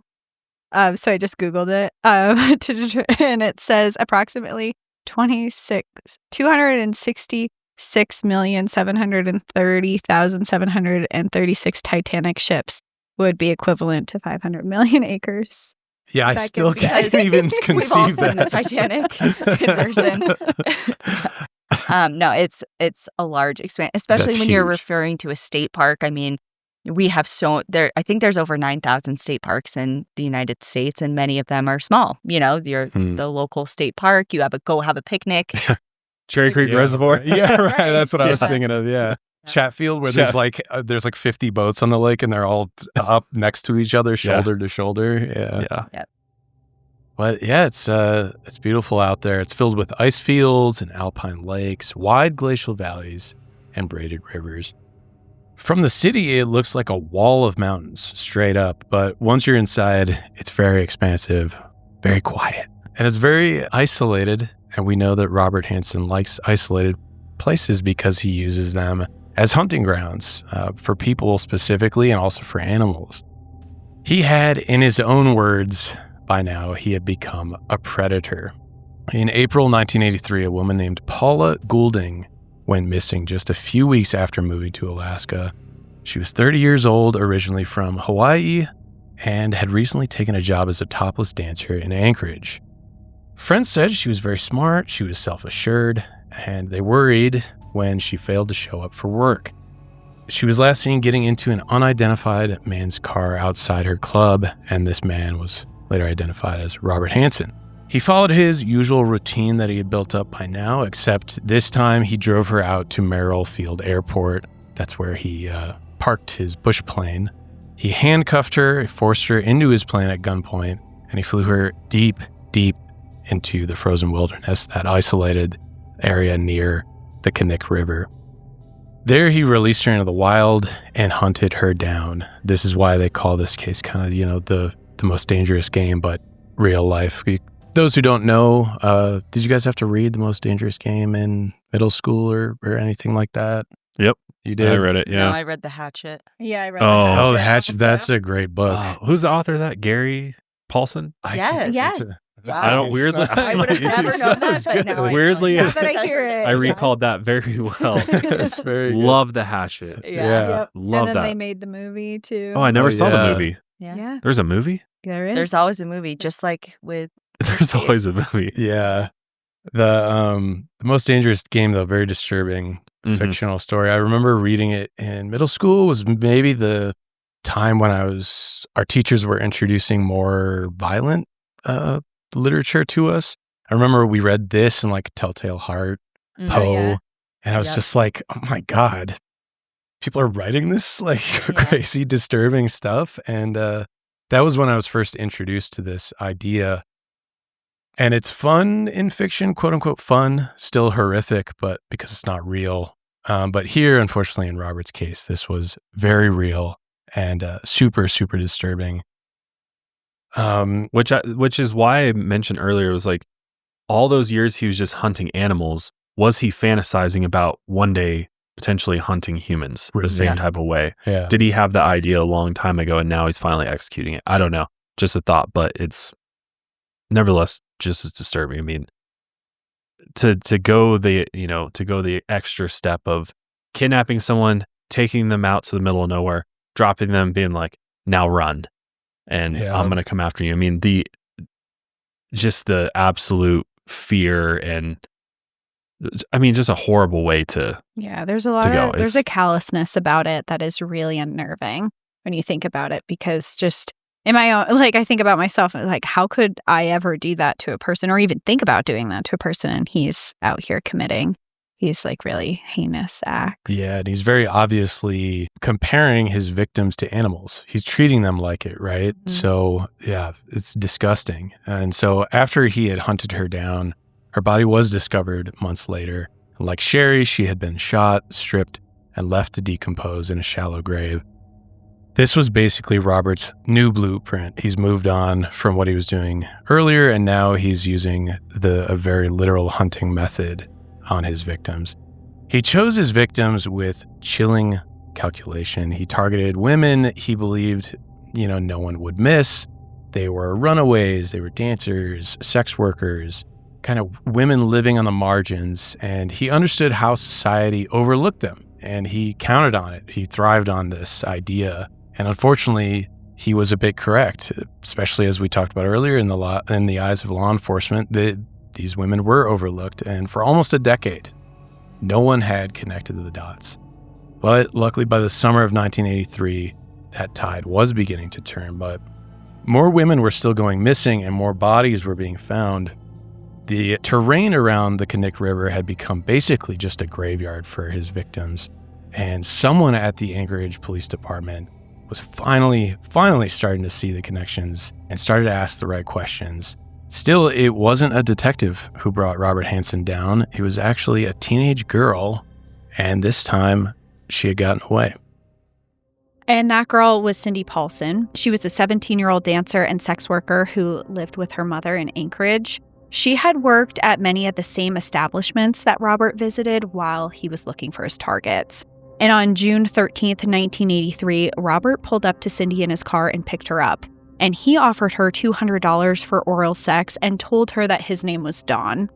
When she got in the car, he immediately pulled out a pair of handcuffs and cuffed one of her hands. When she tried to get loose, he pulled out a handgun and threatened her with it. And she admitted to fighting back a little bit, but not a lot, because she feared that would escalate the violence. So there was almost this like, if I don't fight back too much, maybe he won't hurt me. And so he eventually did get the other handcuff on her. And then Robert drove Cindy to his home in Muldoon, where he raped her and tortured her for hours on top of a bear rug in his house. He kept her in handcuffs the entire time. He also tied a chain around her neck 4 times to keep her restrained. Meanwhile, all of this awful stuff is happening to Cindy, and she has this mental note to actually take note of everything that's happening to her and know every detail that's happening that is within the home. So she would remember the bars he had on the windows and a bullet hole that was in his floor. And according to Cindy, after the assault, Robert fell asleep for a few hours on a nearby couch. When he woke up, she told him that all she wanted to do was go home and that she wouldn't tell anybody. Robert told her that he had a plane parked at the Morrow airfield and that he would head there and then take her to his cabin near the Canuck River. And he said that he liked her so much that he wanted to take her there, have sex with her, and spend the whole weekend together. Of course, this raised some red flags for Cindy, because this meant that she was going somewhere that was only accessible by boat or plane.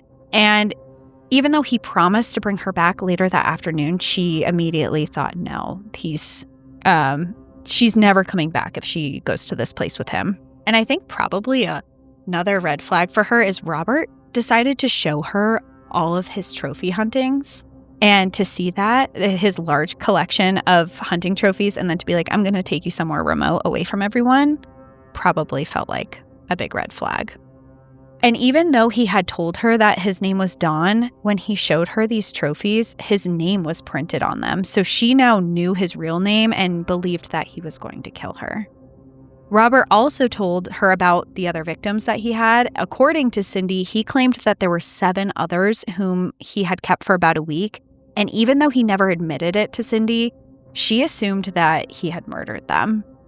So fearing for her life, she told herself that she would try to escape if she could find any window of opportunity before they got on that plane. Smart. And I think, if I'm not mistaken, his trophy room was his basement. Yes. Yeah. Where this bear rug was. Are, yeah. It's chilling to look at. Yeah. Yeah. No natural light. We do have this picture of it that I found online, which just gives you the chills to the bone. Dark, dingy basement. Yeah. All these dead animals on the wall. Mm-hmm. Yeah. No windows. Scary place. Yeah. No natural light. But around 5 a.m. the next morning, Robert drove them both to Morrow Field. Cindy was still handcuffed with her hands in front of her body in the back seat. He parked the car, he got out, and told Cindy not to draw attention or else he'd kill her. He then went to fuel and load up the bush plane, a Piper PA-18 Super Cub. Cindy watched as he loaded a large hunting rifle into the plane. Imagining what he would do with the rifle, Cindy knew she had to escape. I mean, it'd be pretty easy probably to put 2 and 2 together, especially after what you just went through, and now you see him loading a rifle into the plane. I mean, he's clearly not going to let you go at this point. She then threw herself into the driver's seat and managed to open the driver's side door. She left her blue sneakers on the passenger side floor of the vehicle, leaving proof behind that she had been inside Robert's car. Very smart. I mean, Cindy's clear. I mean, it's amazing for how young she is, how aware and just smart she is to leave behind, take mental notes and leave behind evidence that would link in case she doesn't return, that she was with him. Yeah, and even having that intuition even early on that she knew, she's like, this guy's probably going to kill me, so I need to get out of here. Now barefoot and still handcuffed, she sprinted toward the nearest road. Robert noticed her fleeing and chased after her. He yelled at her to stop and come back, but she made it all the way into 6th Avenue, and luckily, a driver, Robert Yount, was in a pickup truck passing by. And he saw how disheveled and underdressed Cindy was, as well as the handcuffs around her wrists. And you see that, I mean, you're going to be like, okay, this is not right. Something's seriously wrong here. So he immediately pulled over. And when she got inside the truck, she asked him to take her to a nearby motel. Meanwhile, Robert raced back to his car and fled the airfield. And while Robert was fleeing, a security guard noticed the odd situation that was unfolding and wrote down his license plate and car model. Cindy soon made it to a nearby motel, the Mush Inn, while still wearing handcuffs. Robert Yount was still on the clock for work, so he left. Cindy was able to use the phone at the front desk and get a hold of her boyfriend who had been staying at the Big Timber Motel. And not long after, a motel employee called the Anchorage Police Department and reported what was going on.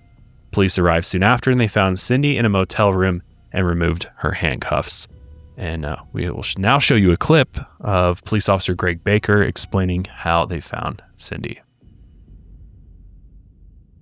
We found her in handcuffs with very little clothes on. She was real credible. She was very scared. She was very frightened. And she told us her story. It's important to note here that we have a police officer who's immediately saying that she's credible. We find her in handcuffs. She's barely dressed. She's credible. So with that in mind, the rest of the story is kind of ridiculous. What happens regarding the police department, how they handled this case.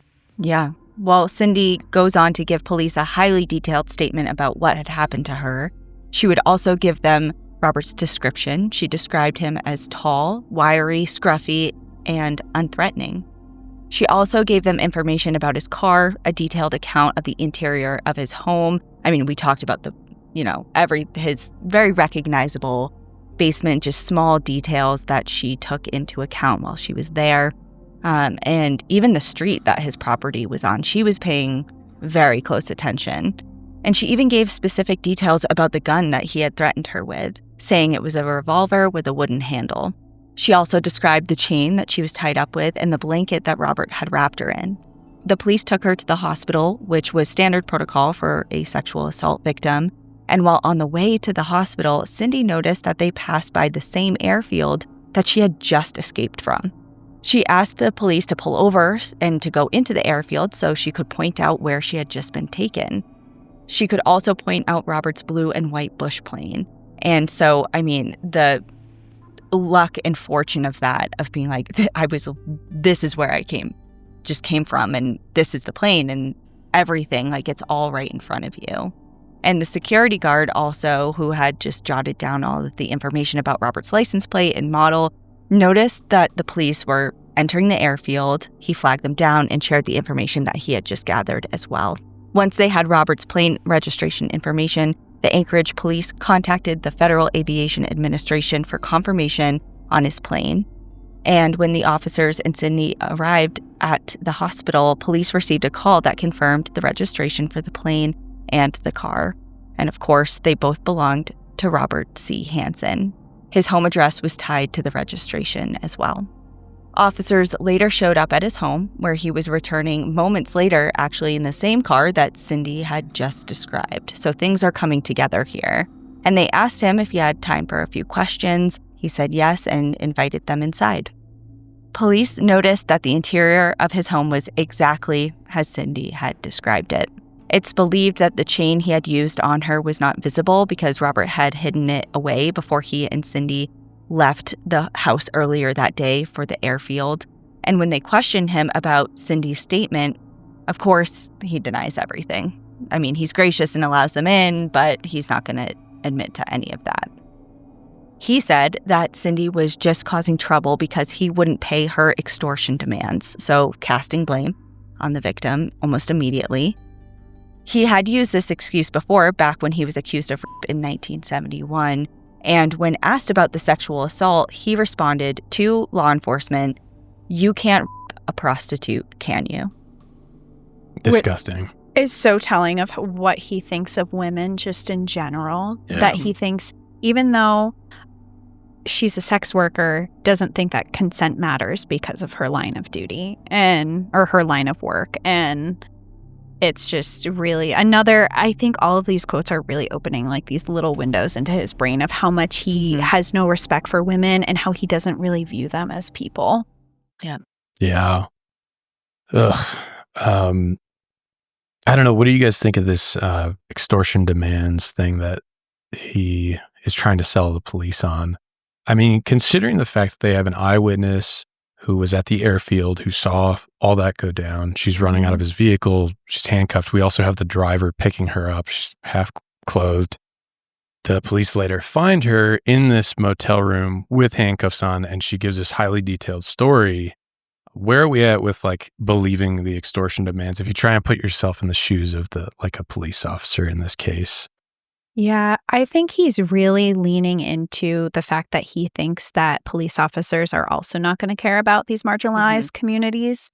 I think that he is taking advantage of that fact. And even to the first thing, he allows them into his home after he's probably pretty certain that she just gave a statement because now police are at his house, that he will be more believable than she will.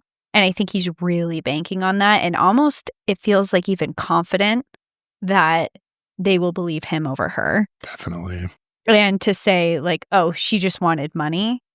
It feels like he's taking his own feelings for sex workers and thinking that police are going to feel the exact same way. And unfortunately, he's kind of on the money, which is where it's disturbing. When they asked him where he was on the date in question, he told them his family was vacationing in Europe, but he had stayed behind to hunt and run his bakery.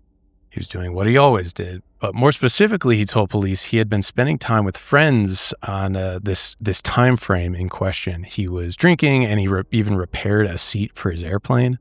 He claimed that he stayed at a friend's house until 5:30 a.m. on the morning in question. He then claimed he went to the airfield to install this repaired seat. One friend and neighbor he mentioned seeing that night and morning was a man named John Henning, and John later gave Robert an alibi. So this will come up a bit later as well, but along with his alibi, police saw Robert as humble. He's this soft-spoken guy. He's harmless. He's a baker. He's seen in the community as just, another casual member of society.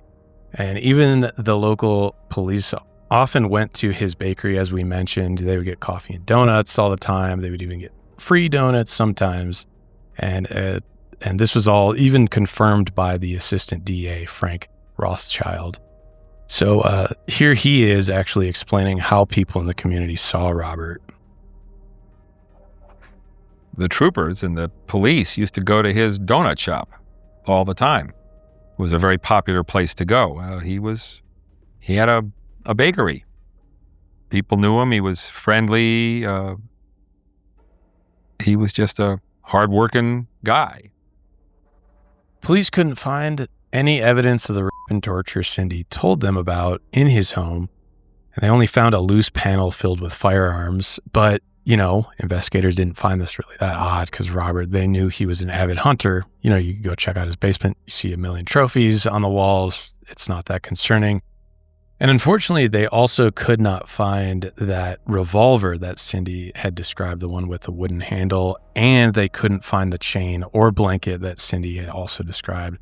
So they really just didn't consider Robert a serious suspect. Cindy obviously was very disturbed by the outcome of this investigation. And in hindsight, police most likely distrusted her because of her profession. And likewise, she, knowing that she's a sex worker, probably distrusted the police to some degree. Cindy was able to point Robert out in a photo lineup. They asked if she would be willing to take a lie detector test to prove she wasn't lying, but she ended up refusing. The case was then suspended for weeks, and in the meantime, Cindy left town to try to put the incident behind her. And all of that is so frustrating because, okay, they couldn't find this evidence that they're looking for to confirm her story, but the police are called. She points out the plane who is connected to the person that they connect. A witness sees his license plate. They connect it to this guy. They say, hey, is this guy? And she's like, yeah. And it's all connected the dots. She's not making it up. She's describing the interior of his home. Yeah. But she's never been there. And this isn't, or like this is his version where it was consensual and she's saying it's just. And then she tried to extort him. That's his lie that they're probably buying into. Right. Yeah. Even though his superior had suspended this case, this officer that you heard from earlier, Officer Greg Baker, he was actually one of the few who was still suspicious of Robert Hansen. Here he is and his comments on the case. He had taken her to the airport where he was going to fly her out with the story that if she maintained her helpfulness, that he'd bring her back and let her go. Well, Cindy was bright enough to know that she was on a one-way trip, and so was I.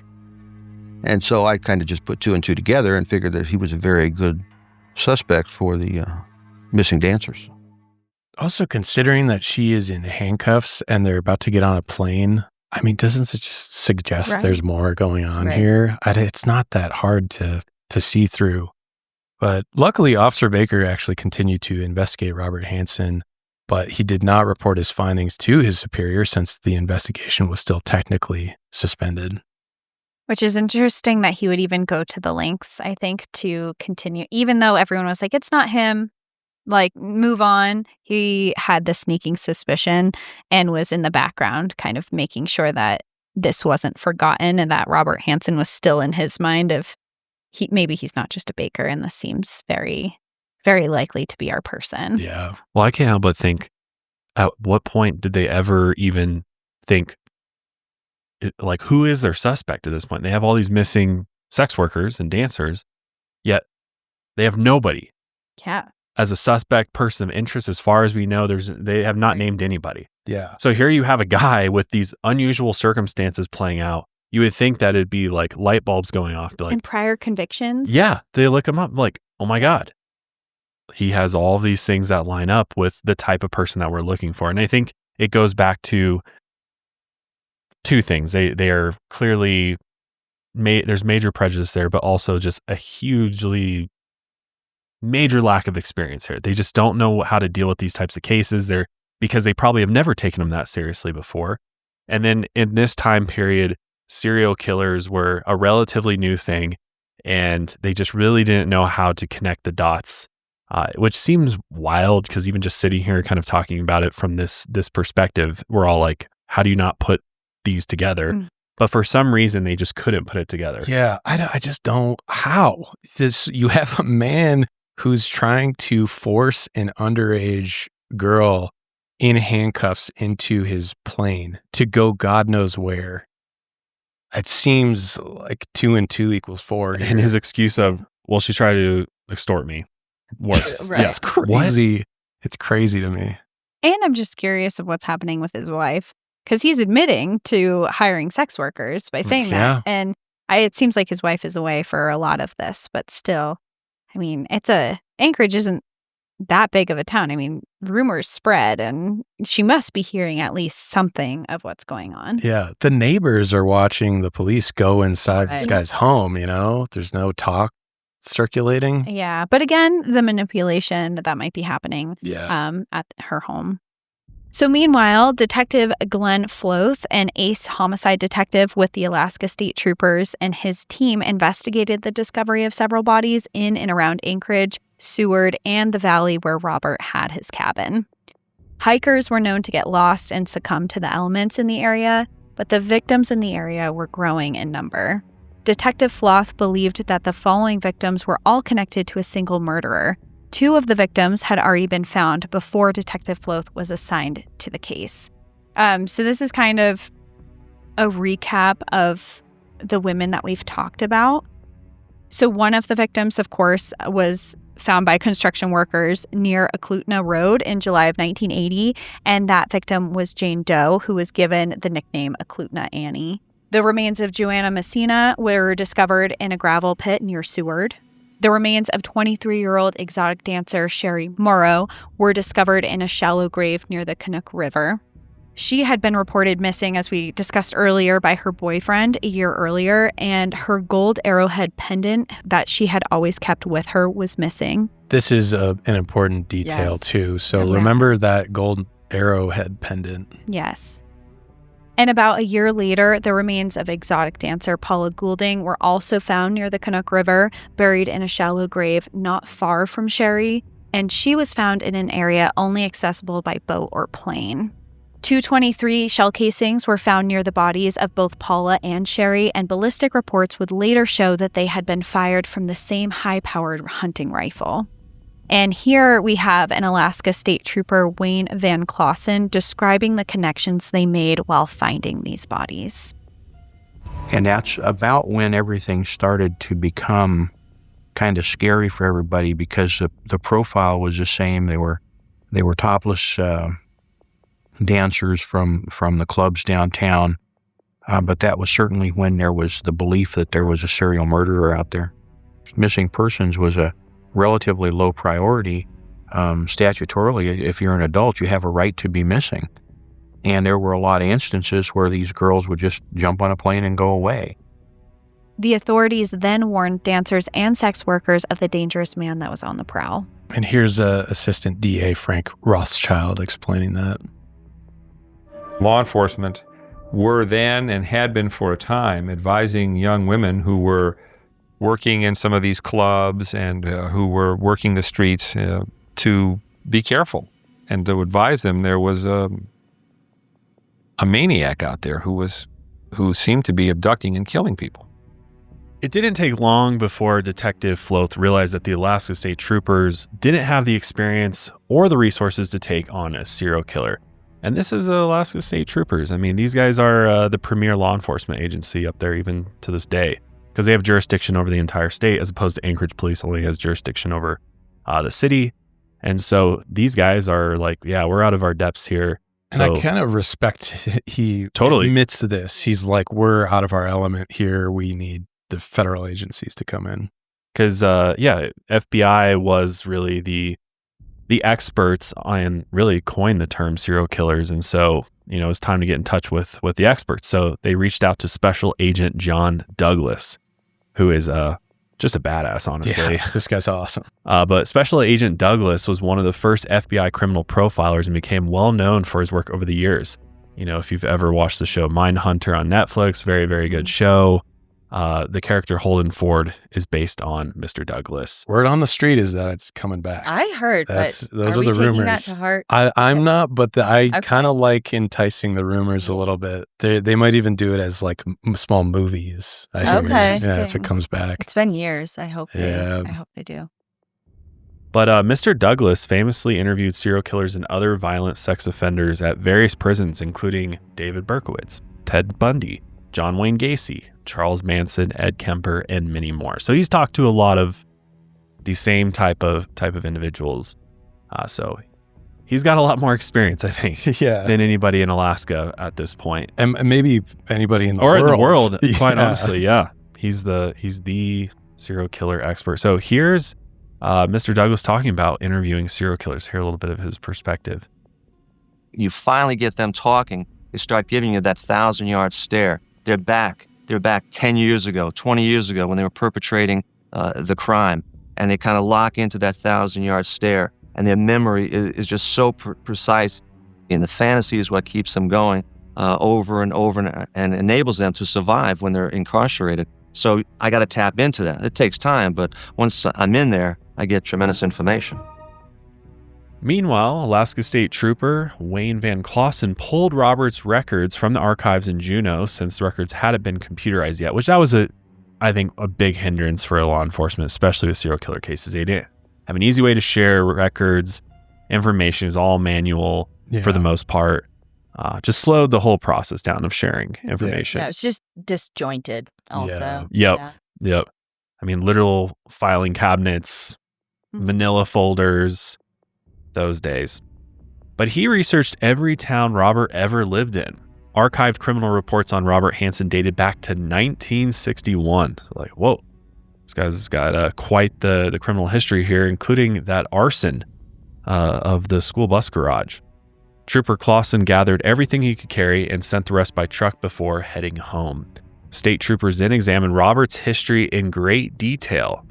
Detective Floth requested that Special Agent Douglas help put together an offender profile based on the bodies they had found and the information that state troopers had collected. Special Agent Douglas determined that the killer was an experienced hunter and an avid outdoorsman with low self-esteem, which doesn't seem like a huge revelation. I think we'd all be like, yeah, Sure. Yeah. kind of seems like that. But at the time, this is big stuff for them. He had a history of being rejected by women and grew up feeling like an outcast, and he would most likely keep trophies of his murders and his victims, possibly even their jewelry, which, if you remember back, we kind of mentioned. The pendant. The pendant. The profile also stated that the killer worked independently and most likely owned his own business. It also suggested very specifically that the killer might have a speech impediment and would have a history of arson. Which he did have a speech impediment. Yeah. Yeah. Very, very spot on here. The only thing he's missing is if he said he was a baker. Right. I mean, everything else is like right on the money. Yeah. Yeah. Special Agent Douglas's criminal profile literally matched Mr. Hansen almost exactly. He believed Cindy's story, and he believed that Robert was fully capable of committing these crimes. So here you have the expert on serial killers being like, guys, he checks out. I mean, all these different things here.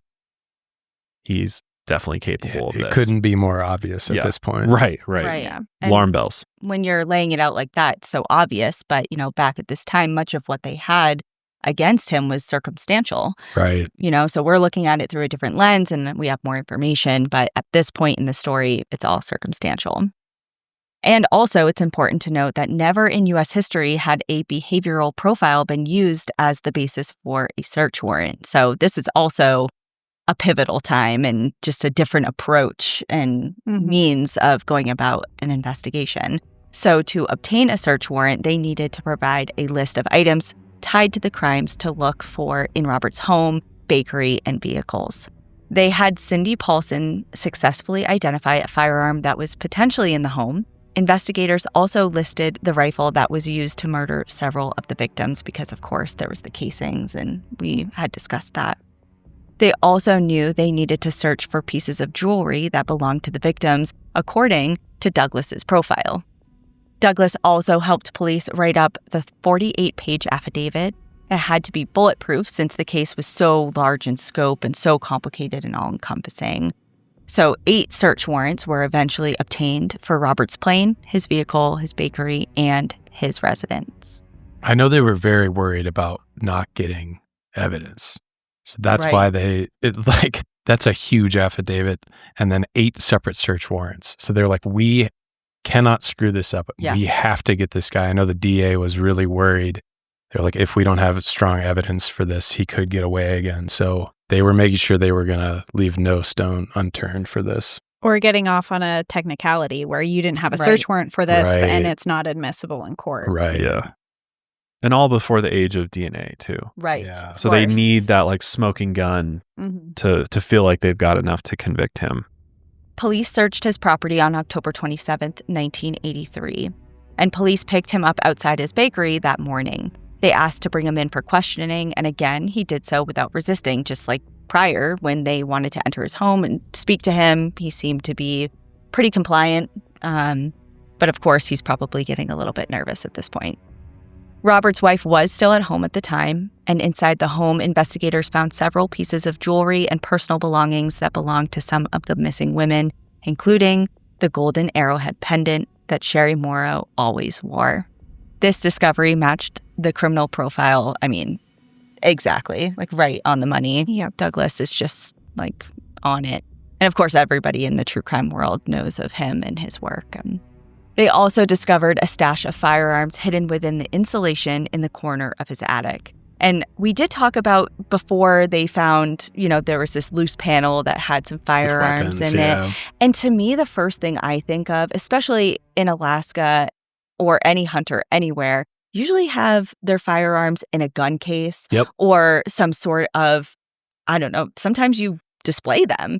In a glass case, there's a lock or not hidden. To have them in the insulation or even a loose floorboard or panel, that's sketchy. Right. And off the bat. he had 2 children, correct? Yes. He has children in the house and he just has firearms not hidden locked behind away. it. Yeah. That's incredibly dangerous. Yep.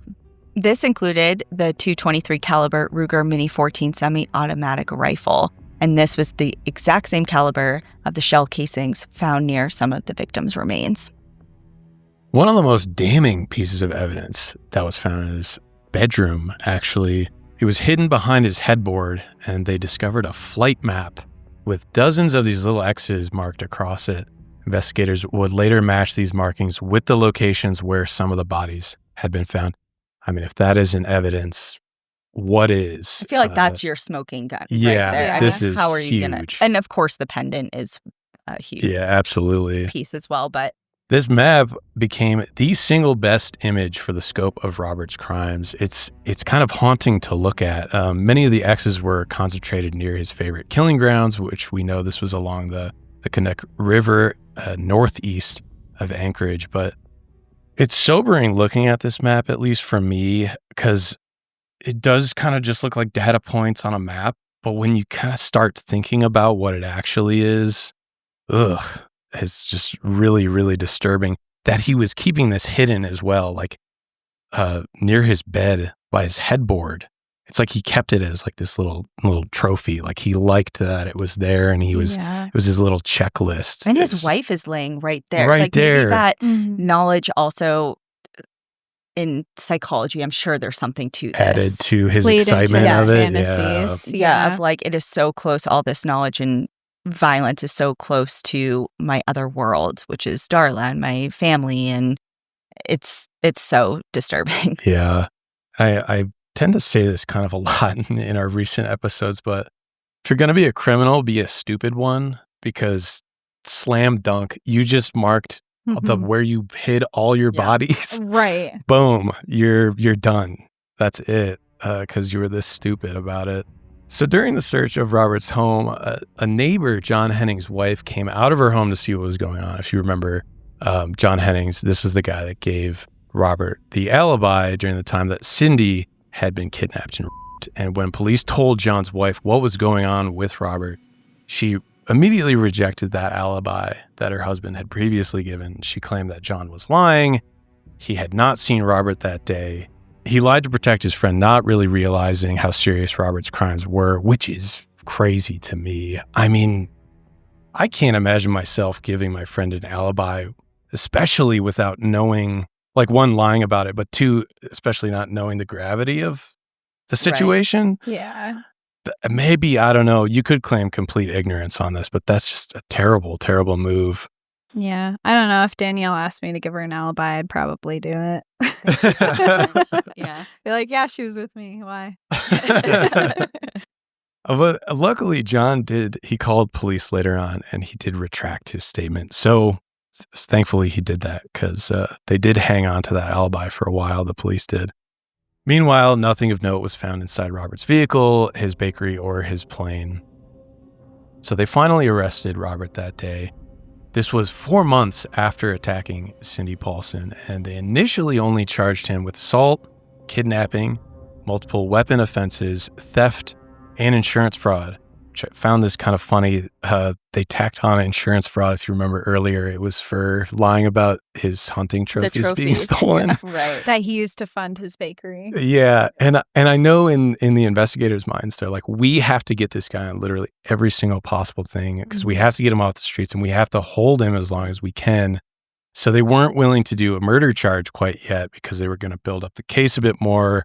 They were going to get him into questioning and interrogation. But I liked out there, like, no, we're going to get him on that insurance. What does that add? Too. A couple days, couple weeks of holding time? Yeah. But police later revealed to Robert the incriminating evidence that they had discovered during their searches. But even still, he was denying everything for hours. And so how I understand it, it was kind of a parallel. They were searching his home and they had brought him in for questioning. So it was while they were getting calls from the people searching the home, they were kind of relaying what they were finding to him, hoping that he would initially crack. And during the interrogation, he initially made himself look defenseless and weak. He even ended up talking about, his painful upbringing, his strict family, and this was all just a tool, true or not. This is a tool that he used to try and manipulate police, but it would not work on them. Frank Rothschild, the assistant DA, told Robert that he and another DA were actually going to wait until spring thaw the following year to look for more bodies. And they would be using tracking dogs at every location marked on Robert's map that they had just found. They would search for victims' remains and shell casings to match his rifle. And later on, they would find the ballistics had confirmed that the bullets found at the crime scenes had matched Robert's firearm specifically, and it was at this point Robert decided to enter into a plea bargain. Frank said, quote, "As I sat there watching Hansen, there was a transformation that took place that was just amazing. His face got really red, and literally the hair on the back of his neck stood up. And that was when he changed to my eye from Bob the baker to Bob the serial killer. And all of a sudden, I'm looking at this guy thinking, there's the guy who killed all those people." Kind of took the mask off in that moment. Yeah. All right, you got me. Here I am. Yeah. In that moment. And on top of the evidence investigators had found, they also convinced a previous anonymous victim who was kidnapped and by Robert to agree to testify against him if the case went to trial. Robert then proceeded to admit to his crimes dating back to 1971, but he made sure to blame his victims and justify his actions, kind of similar to what we've already seen where, like, oh, it was extortion. It's not my fault. Like, it's because of these women. It's not me. Yeah. Which makes zero sense whatsoever. Right. You took them to the middle of the wilderness and hunted them down. Yeah. And you're armed. They're vulnerable. Yeah. And of course, finally, the police are realizing that what he's saying is not true. So they charge him with murder, and his bail was set at $500,000. Police had identified 24 X's on Robert's map. His plea deal also included deciphering his map, which he admitted to some of the murders marked on the map, but not all of them. In a tape confession, he admitted to murdering 17 of the victims. He also admitted to raping up to 30 women over 12 years. In a police interview, he said he did not hate all women and that he liked women in general, but he said, quote, "I guess prostitutes are women I'm putting down as lower than myself." In his mind, there was a clear distinction between, quote, good girls and, quote, bad girls. The women he murdered, he referred to as bad girls, and he often dehumanized them and saw his victims as animals, objects, or even machines, which really coincides with a lot of our conversation we've had through this and what we've seen, just the way he speaks about women in general. Yeah, I wish so bad we could play some of the tapes of his, because there's quite a few tapes that have been released through different documentaries. I think it's called Mind of a Monster. The one on Discovery. On Discovery Plus is really good if you're interested in hearing what this guy sounds like. But it definitely gives you a little bit more insight into the way this guy thinks and just kind of helps connect all the dots. But yeah, he's about as disturbed as they get, I think. Yeah. Yeah, and he explained why he was targeting the specific women he was, and he said that dancers and sex workers were easier to track, and police didn't prioritize them, which is also what we've spoken about a bit here. He also explained that they had been drawn to the area since so many men had moved there for good-paying jobs during the construction of the 800-mile pipeline in the 70s. Many came and went, including the dancers and sex workers, so their disappearances didn't stick out, and Robert really took advantage of this. And we've been talking about this whole episode, really, but he confirmed all of this. Yes, in the confession, yeah. Yeah. He confessed to luring, kidnapping, assaulting, and murdering his victims in the same way over and over. He would often meet them at a local place and lure them to his car. Then he would handcuff them and threaten them with a handgun. After, he would drive them to his property and them before blindfolding them. And then he would drive or fly them to the outskirts of town.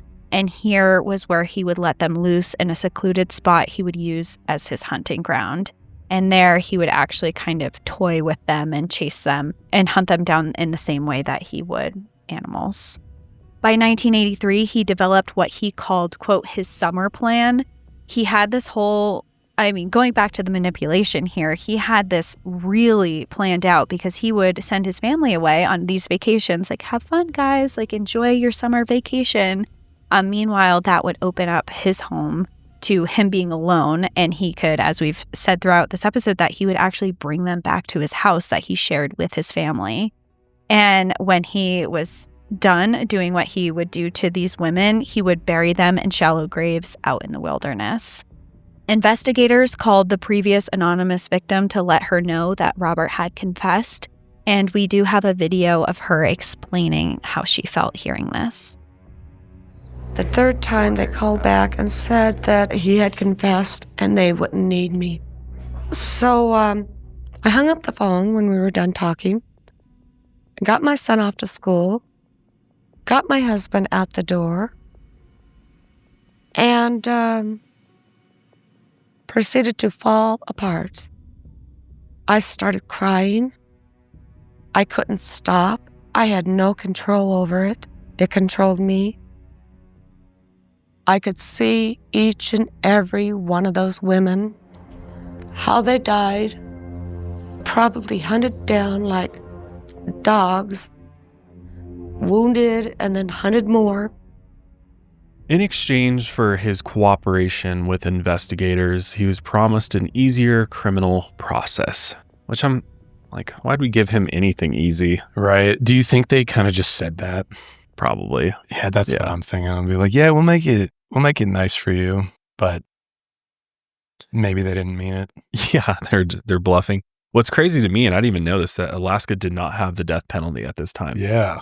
When was the death penalty repealed, or was it just I'm not sure. Not instated until later? Because I thought Alaska does have the death penalty currently. Let's see. Usually The capital punishment has never been practiced within Alaska throughout its history as a state. It was abolished in 1957. Well, it was abolished in... Yeah, it looks like it was never practiced, and it was also codified in law that they just abolished it. I can look more into this. Interesting. I had no idea. I thought for certain Alaska would have capital seem punishment. like a place that Yeah, I mean, you kind of just think that would be a thing up there, but Right. Alaska as a state has never had a death penalty. The territorial legislature abolished capital punishment 2 years before Alaska gained statehood. Okay. I guess that, yeah. So minors courts handled legal matters in Alaska before this, I guess. 7 people are estimated to have been executed under that system. I have to imagine, though, that if death penalty were an option in this case, it likely would have been pursued. But again, if he's going to do a plea deal, probably would have asked to have that taken off the table as well. Sure. But Robert requested that he be imprisoned out of state to lessen the chance of running across people who knew his victims. What a coward. Okay, Yeah, dude. right. Yeah. Okay. What a coward. And then he also wanted to keep his case out of the larger media outlets. Yeah, I mean, obviously it doesn't do him any good, but who cares what he wants at this point in time? But Frank's DA office did agree to those conditions, although Frank later admitted that he didn't believe Robert was telling police the whole story during his confessions. Robert pled guilty to the murders of Sherry Morrow, Joanna Messina, Paula Goodling, and the Jane Doe known as Eklutna Annie. And he was convicted. On February 27th, 1984, at 44 years old, Robert was sentenced to life in prison, plus 461 years without the possibility of parole. So, a very good sentence, at least. Finally adding the without the possibility of parole, too, because he was getting out on probation and parole, like, for all of his other convictions. And after his conviction, he flew in a helicopter with investigators over an area north of Anchorage, where he pointed out where 17 of his victims were buried. Reportedly, he became excited when pointing out each burial site. That literally just gave me... Yeah, how disturbing is that? I don't know if it's the AC in here or not, but I haven't felt that this entire episode. Yeah, it's gross. It's just so gnarly. Yeah, and what's even worse is when they landed, apparently at one point, he got on his hands and knees and started digging for the remains. Yeah. At one of the sites. Yeah. Excited though, like a dog digging for a bone, which is truly disturbing. Some locations on his map were not explored by the police, and other burial sites have been scavenged by bears. Because again, he buried all of his victims in shallow graves. Right. Yeah. Which I assume he probably did on purpose. Probably because he just didn't want to take the time to really bury them, but also maybe he knew that they would be scavenged at some point. He was not charged for the other unsolved disappearances because District Attorney Victor Crum claimed it wasn't necessary since Robert would never get out of prison anyway. They were also not sure if they could find all the graves. And we see this a lot in other cases where, they he's, perpetrators aren't charged further after they already received such a severe sentence like that, where he's never going to get out of prison. Yeah, we've seen in some cases, if there is a potential chance that they will get out of prison, then the DA will be like, okay, we can now go and charge him with another crime that we have here. To hopefully try to put the nail in the coffin. And keep them, in prison, yeah. But it is estimated that Robert killed anywhere from 17 to 37 victims and raped over 31. I mean, that makes him by far the most prolific serial killer in Alaska's history, if not one of the most prolific serial killers in American history altogether. I mean, that is a very high victim count when considering all serial killers. And he really had he thought he had the sort of perfect situation, the perfect cover that I think he thought would probably get away with for forever, potentially. But Special Agent John Douglas believed there were potentially more victims that Robert would not confess to. And here's another clip of Special Agent Douglas talking about it. Killers like Hansen will come into contact with a lot of women, but fantasy is everything, and they may not like the way the person talks or the person dresses, the style, and so they'll make a decision. Well, this one will live. This one over here will die. I believe he was good for a lot more cases, and I still believe there was a chance that one of the reasons that caused him to go up to Alaska he was running away from homicides back in the lower 48. Well, police were able to locate and exhume 12 of Robert's victims. 11 were identified and returned to their families. During the sentencing, Superior Court Judge Ralph Moody emphasized that Hansen had been arrested 3 times over the past 12 years, twice on charges associated with kidnapping or sexual assault. Each time, he was allowed to go free. Even when he was previously convicted, the Alaska Supreme Court reduced a 5-year sentence for larceny in 1978 to time served. Judge Moody said, quote, "I cannot think of a bigger indictment of society than we have here.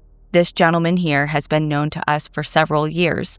We've turned him loose several times." That quote, I felt like I really had to add it. That's such a damn. I cannot think of a bigger indictment of society. That really stuck with me, and I'm like, he's spot on. Right. This is some guy that is clearly a menace in the most vile sense.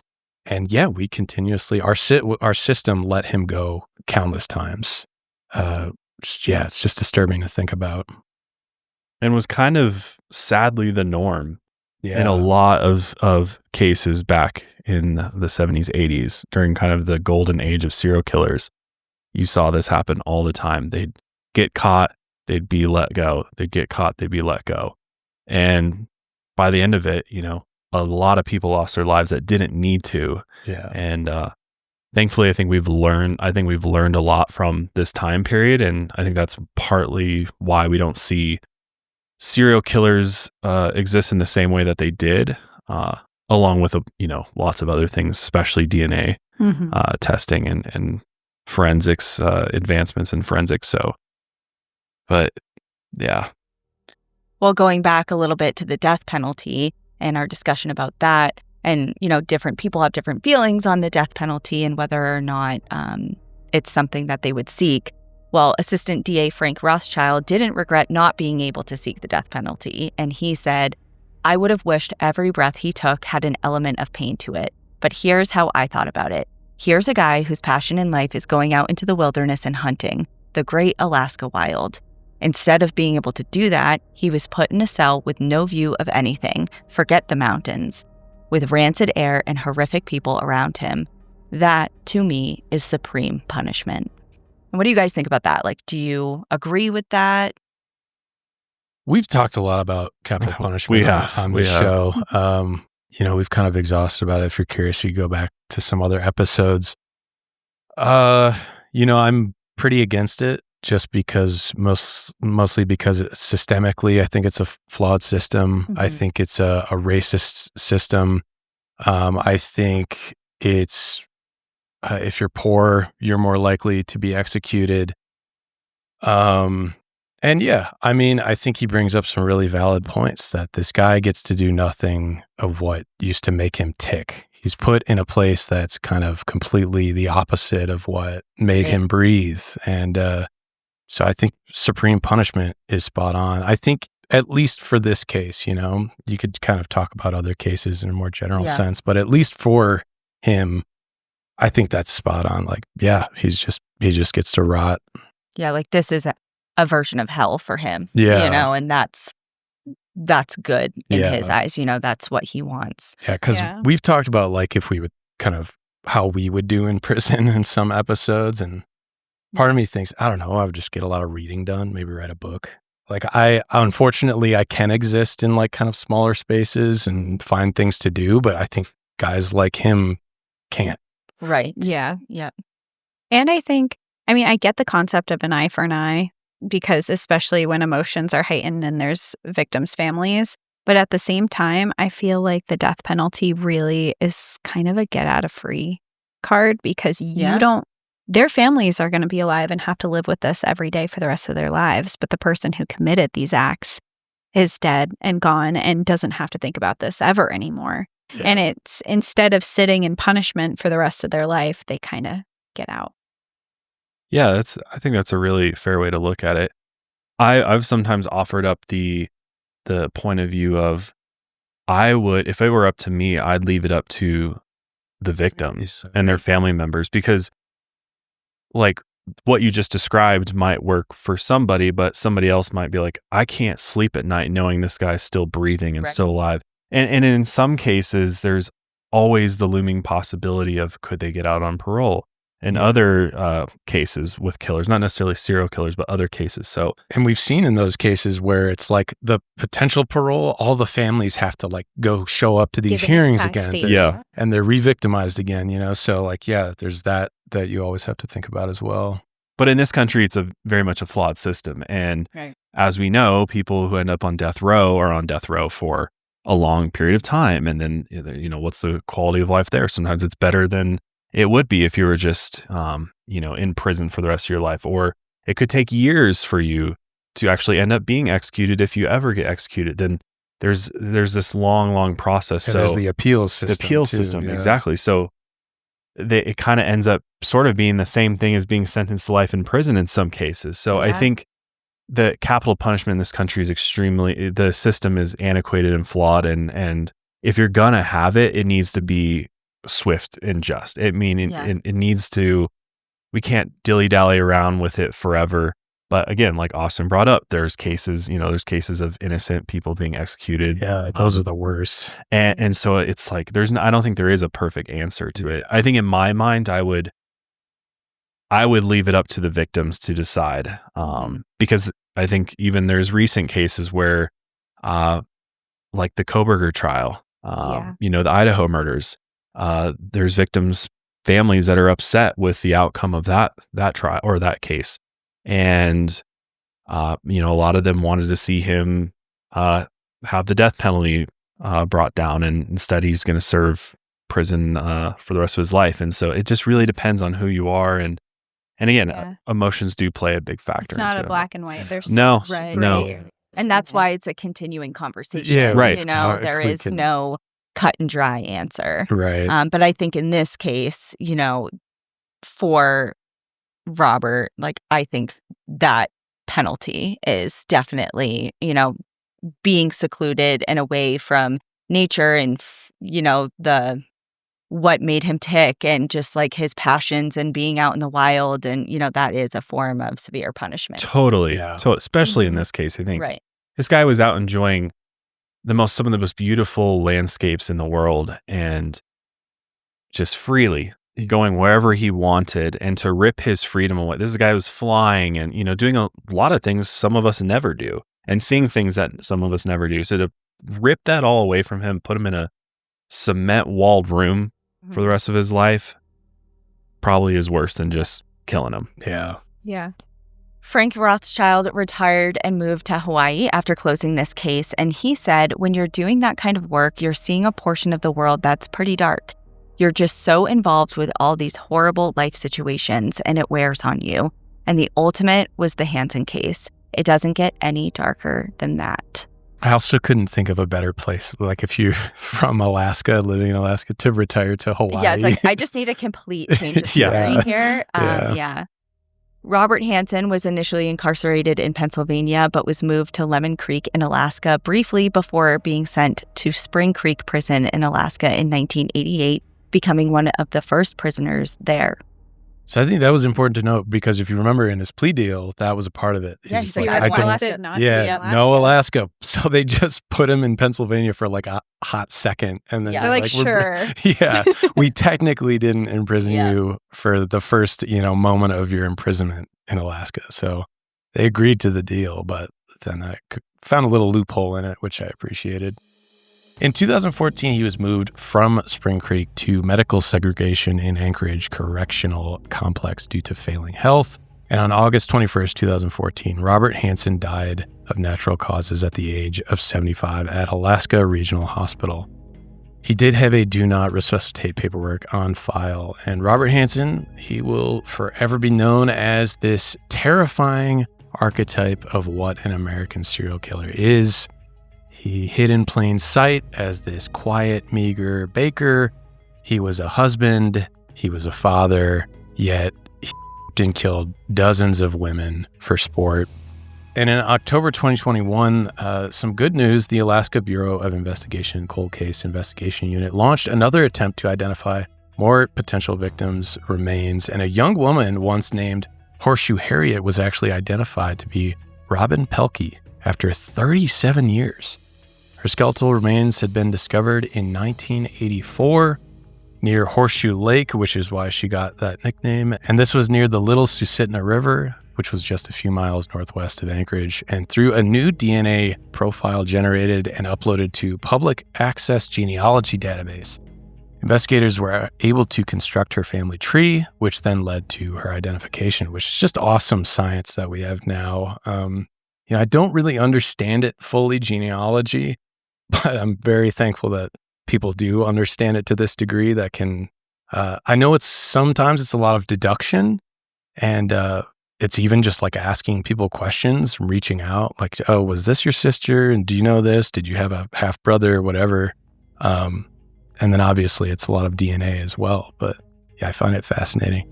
Robert had been 19 at the time of her death and was living on the streets of Anchorage in the early 80s. There was no record of her missing. Relatives told troopers they didn't know for certain why her parents, who are now unfortunately deceased, didn't report her missing. I mean, it could be, she maybe had a transient lifestyle. She was maybe in the same profession as some of these other women, so they just disconnected after a while. Nobody really knows. And as for Eklutna Annie, she unfortunately has still not been identified. Robert confessed that she was his first victim. In recent years, her face has been reconstructed in 2D and 3D, and her latest facial reconstruction was made in September 2020. Shout out National Center for Missing and Exploited Children. Yeah, NCMEC. Amazing technology they have over there, by the way. Yeah, and if you want to take a peek, I know this is audio-based, but if you want to go take a peek at her photo, who knows, it could spark something in someone and in some of our listeners. So you can go take a look at her. She had been found with a hammered copper bracelet with turquoise stones, a beaded necklace with a turquoise shell and a heart charm, gold hoop earrings, a gold ring with a white stone, and a Timex wristwatch with a gold chain. Investigators still hope that one day these advances in genealogy will also help identify her. But if you end up recognizing Eklutna Annie, you can call Alaska State Troopers at 800-478-9333 or 907-269-5038. And just a note on it. I mean, a lot of these cases, like some of the most tragic parts of these cases is to have these people who are unidentified. It's, there could be someone out there who just never got closure. I mean, it has been an exceptionally long time since her body was found, but who knows, Again, just go take a peek if you're curious and maybe can I help identify her? I think it is really reassuring, one, with the technology that we have and the advancements, but also if you look at her in particular, she doesn't have any family that we know of that's looking for her or anyone who's pushing for this to be found, but still investigators are. I mean, if they reconstructed this in 2020, someone is still looking at this and saying, we need to find her. So hopefully with people still interested in her case and finding out, there will be closure for someone out there because someone's looking for her.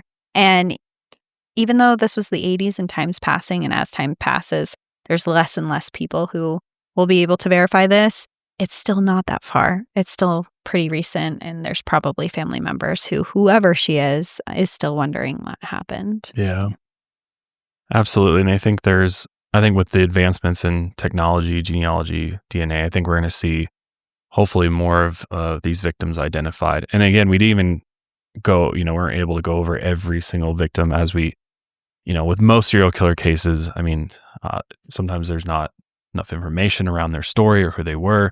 But we are going to, put their names up there on the screen for you, just so that, we can, always remember them. I mean, it's important to remember all the victims, especially when it comes to serial killers, everybody affected by this evil, evil man, and, the families that are still suffering the losses of their loved ones all these years later. But before we go out with a little bit of tribute, I just want to thank you guys so much for being here today. This was, a lot of fun. Yeah. Obviously, a weird word to use. A weird word to use Right. for this topic. And part of me is like, man, we should have done like a Bigfoot episode or something like that in hindsight. But nevertheless, still a very important topic to cover. And appreciate you guys like jumping on this with us. It's always great to collab with other podcasts. And you're welcome back anytime. Yeah. Well, thank you. Oh, yeah. I was just going to say thank you for having us. I mean, we've heard I remember seeing Lights Out on the charts like years ago and being like, wow, what's that? At first, your cover art caught me. I was like, what is this? So it's cool to meet you guys in person and to be here in Colorado. And thanks for having us here today for this. Yeah. Yeah, it was a lot of fun, like we said, in a weird way. And I appreciate it. I know for our listeners, this was a very front-loaded conversational episode. And I was laughing in my head when Cassie found the segue into starting the script. I was like, we could have sat here for another hour or two just talking. Get into this. Yeah. I know. And I mean, we were at, breakfast for I know. almost 2 hours talking beforehand. We're like, we could have just did a freestyle episode. Yeah, right. Yeah. It's funny because I looked at the time. It's 4:30 p.m. And we've been all together since 10:30 this morning. Right, yeah. So, Hey, that's a good thing, I'd say. yeah. Great conversation, new friends too. Yeah, well, By the come way. camping with us, hiking with us. Yeah. I could Yeah. use some refreshers for sure. And you guys have a ton of fun out there in the Colorado wilderness. Thank you. Thank you. Report back if you have any strange encounters out there. Yeah, Hoopers, apparently you see a lot of aliens out there. So. I'm UFO we're going to the hotspot. Watchtower for sure. And I've been wanting something to happen to me for my whole life. She's been begging for it. Me Some too. sort of Yeah. I literally he says this all like the say time. a prayer every time. Please Please abduct beam me up. I will gladly be experimented on. Yep. I think it's the people who want it the most. It doesn't happen to. Yeah, said I've learned too. that too with the paranormal. Like I can literally cry and beg, and I swear these spirits are just laughing at me, and they're like, "Yeah, dude, whatever." And then it's always the unexpected moments when something happens or when you're not expecting it. Exactly. Yeah. So we're aligned on that. Yeah. But yeah, this was great. We loved coming here and being able to record in person. I mean, Cassie and I have been doing the podcast for over 4 years now and have recorded like twice in person for our own show. So it's just a different dynamic. It's fun and it's cool to be here. So thank you again. Yeah, of Yeah, it course. was fun. And in the description, show notes, links for all shows, links below. If you want to check it out, whether you're listening to us over on NAPD or you're listening to us here on Lights Out, share the love. We've all got great content. So be sure to go check out whichever show you haven't listened to before, because we can attest these are some top-notch podcasters over here. Right back at you guys. Yeah, Yeah. you guys are killing it, and we collabed on this episode as well. We both kind of half researched it, and so it was fun. We've never kind of done it this sort of way with another show before. So yeah, I was a little worried because I was like, what if their research is crap or something? But it ended up being great. Well, thank you for that. Thank you. Well, as far as for our end and listeners that may not have listened to your podcast or are familiar with your catalog, we were just talking about we have hundreds of episodes each. If you had to recommend a episode to start in or start out in your catalog, what would be your recommendation? I don't know. Daniel, do you have a recommendation? No. He's like, don't. Here's what I would say. If you're a paranormal listener, because really the show's built off of 50% paranormal, 50% true crime. I'd say if you're a paranormal lover, then our Warren Files is kind of what we called it, the Warren Files. So this is all of the paranormal cases investigated by Ed and Lorraine Warren. We've literally covered them all in great detail, all the things that you wanted to know about those cases, or maybe you've seen the Conjuring movies, Annabelle, whatever it may be. We've covered all those in great length, along with a ton of other places. But then we've got a lot of niche stuff too that kind of a little bit more crossover with you guys, like wild animal attacks. We've got workplace disasters. We've got deadly vacations. So there, we kind of have a variety of different topics. And of course, think of like a single one. Yeah. It's a hard question. We get it asked a lot. So I wanted to share the love. And yeah. So do you guys have one to recommend to our listeners? It seems like you have one loaded. Our most traumatic would probably be the Night of the Grizzlies. Although, full warning, it's one of our early episodes and our audio is not as good as it is now. But it has definitely been a listener favorite since we started. Yeah. Scarred a lot of people. I know a listener favorite for ours. Which one? Poop Cruise.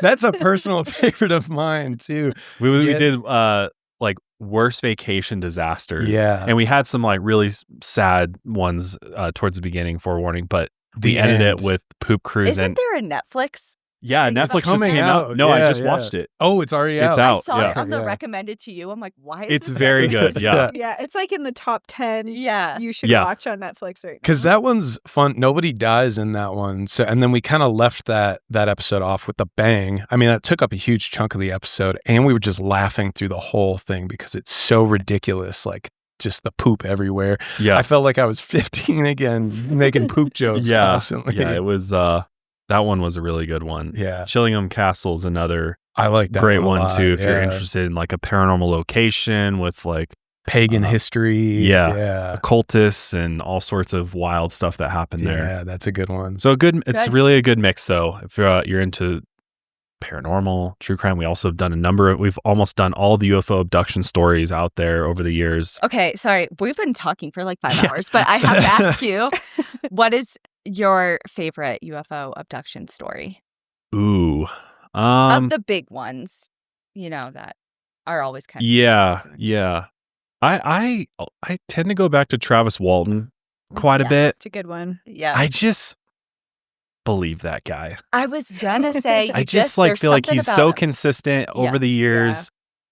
He doesn't try to make it more elaborate and he's very like he has that like I don't give a shit if you believe me attitude, which I think helps his case. Which makes you believe him even more. Right. Yeah. I'm like, and he hasn't of course, Fire in the Sky was developed into a film and all that, but it feels like it was kind of out of his hands. Like he was just kind of like, this is what happened to me, nothing more, nothing less. Yeah. And it is what it is. I don't know what to tell you, and that just adds to the validity. And of course, he just seems like kind of a good guy, Yeah, he was just out there moving wood around and this all Snowflake, Arizona. It's like the most random of places. And then also another one that I find really interesting too, and also it's funny because Netflix has been, I feel like they watched what the podcasts are doing and like what does well, because I swear we have so many episodes where I'm now seeing Netflix documentaries come out. So there's the Manhattan abduction. Linda Napolitano, I think is her name. That's another interesting one that's got kind of a government conspiracy spin to it. But I would say like one of the cases that still sends chills down my spine is the Elisa Lam episode. Or that case is just absolutely insane. If you've seen, I don't know if you've seen that Netflix documentary. Yes, it was on Unsolved Mysteries as well. And, Yeah. I'm in that episode on Oh, Netflix. right. Yeah. I didn't know if there was a separate I have one. like a little cameo, a little clip from Lights Out in that Netflix documentary. Nice. From way back in the day. But that case is absolutely insane because there's a paranormal element to it, but then it's also, maybe it's not that at all, and just somebody put her in the water tank on the hotel. Yeah. All very strange, but Yeah. I think my favorite is I think it's at least the most fun. The one we did with Dan Cummins, Stan Romanek. I thought that was the most ridiculous case. Have you guys talked about Stan Romanek? No, we haven't. It's ridiculous. It's like at no point do you believe this guy. Maybe in the first instance, you're like, you might have something here. That is weird. He caught video footage of this UFO in the sky. But as the story goes on, you're like, this is insane. He claims to have had an alien show up at his house, and he's got footage of it, and it's just okay. So it quickly it's so manufactured. Yeah. And then when you find out what Mr. Stan was up to, he's a pedophile. Yeah. Oh, so that part wasn't fun, but it was at least seeing this guy who was just a total hack then get raided by the FBI at the end and thrown in prison. You're like, good. I'm glad. But I think he's out now. Oh yeah, he's out. Yeah, he's been out for a while. Weird. And apparently he's from this area. Fort Collins he's from Colorado. So he's kind of floated around here. Yeah. Well, you should look into the Allagash 4 if you haven't. Yeah. Yeah. That's in my neck of the woods. Yeah. So in Maine, I like that story too, and it's a good one. Yeah, we don't do a ton of UFO stuff, much to my dismay, because I want to be abducted so badly. But the ones that we do cover are like big ones that have stuck with us for a while. So I'll have to go through your catalog for my fix. There's a lot, actually, surprisingly. Yeah. Some are more believable than others. Some we intentionally choose because they're so ridiculous. Some of them are. What was that one guy who was like, you kind of believe him at first? Chris. Yeah. What was his last name? That one's rough because we actually got we had a lot of people that were upset with us. Really? Because they were believers? We didn't believe his story as much as we should have, I think. He did a lot of hypnotic regression therapy. Well, you know what, listeners? I still don't believe that guy. So he's doubling down. Yeah.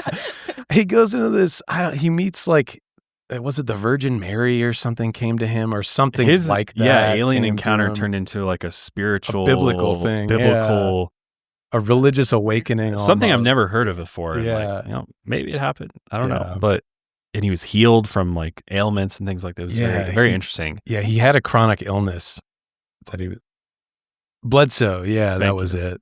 Yeah, he had a chronic digestive illness or something. Bledsoe, Did he have Crohn's? I think it has. Yeah, it was Crohn's. something. Yeah. And he claimed that he saw like a huge UFO come over him or something, and then he was healed.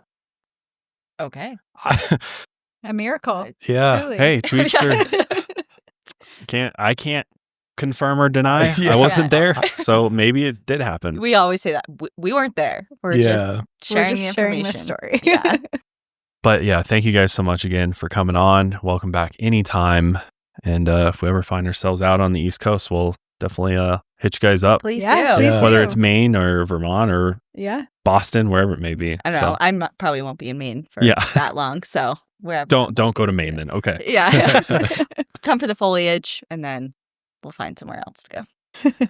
Well, cool. We'll go ahead and wrap up today's episode there. Thank you guys so much for joining us. Hopefully, you enjoyed this episode. Obviously, I say that not meaning the topic, but just the collaboration. It's always a different experience in a good way to collaborate with other podcasters, other creators, and make something happen. So, but yeah, we will see you guys next week. And until then, lights out, everybody.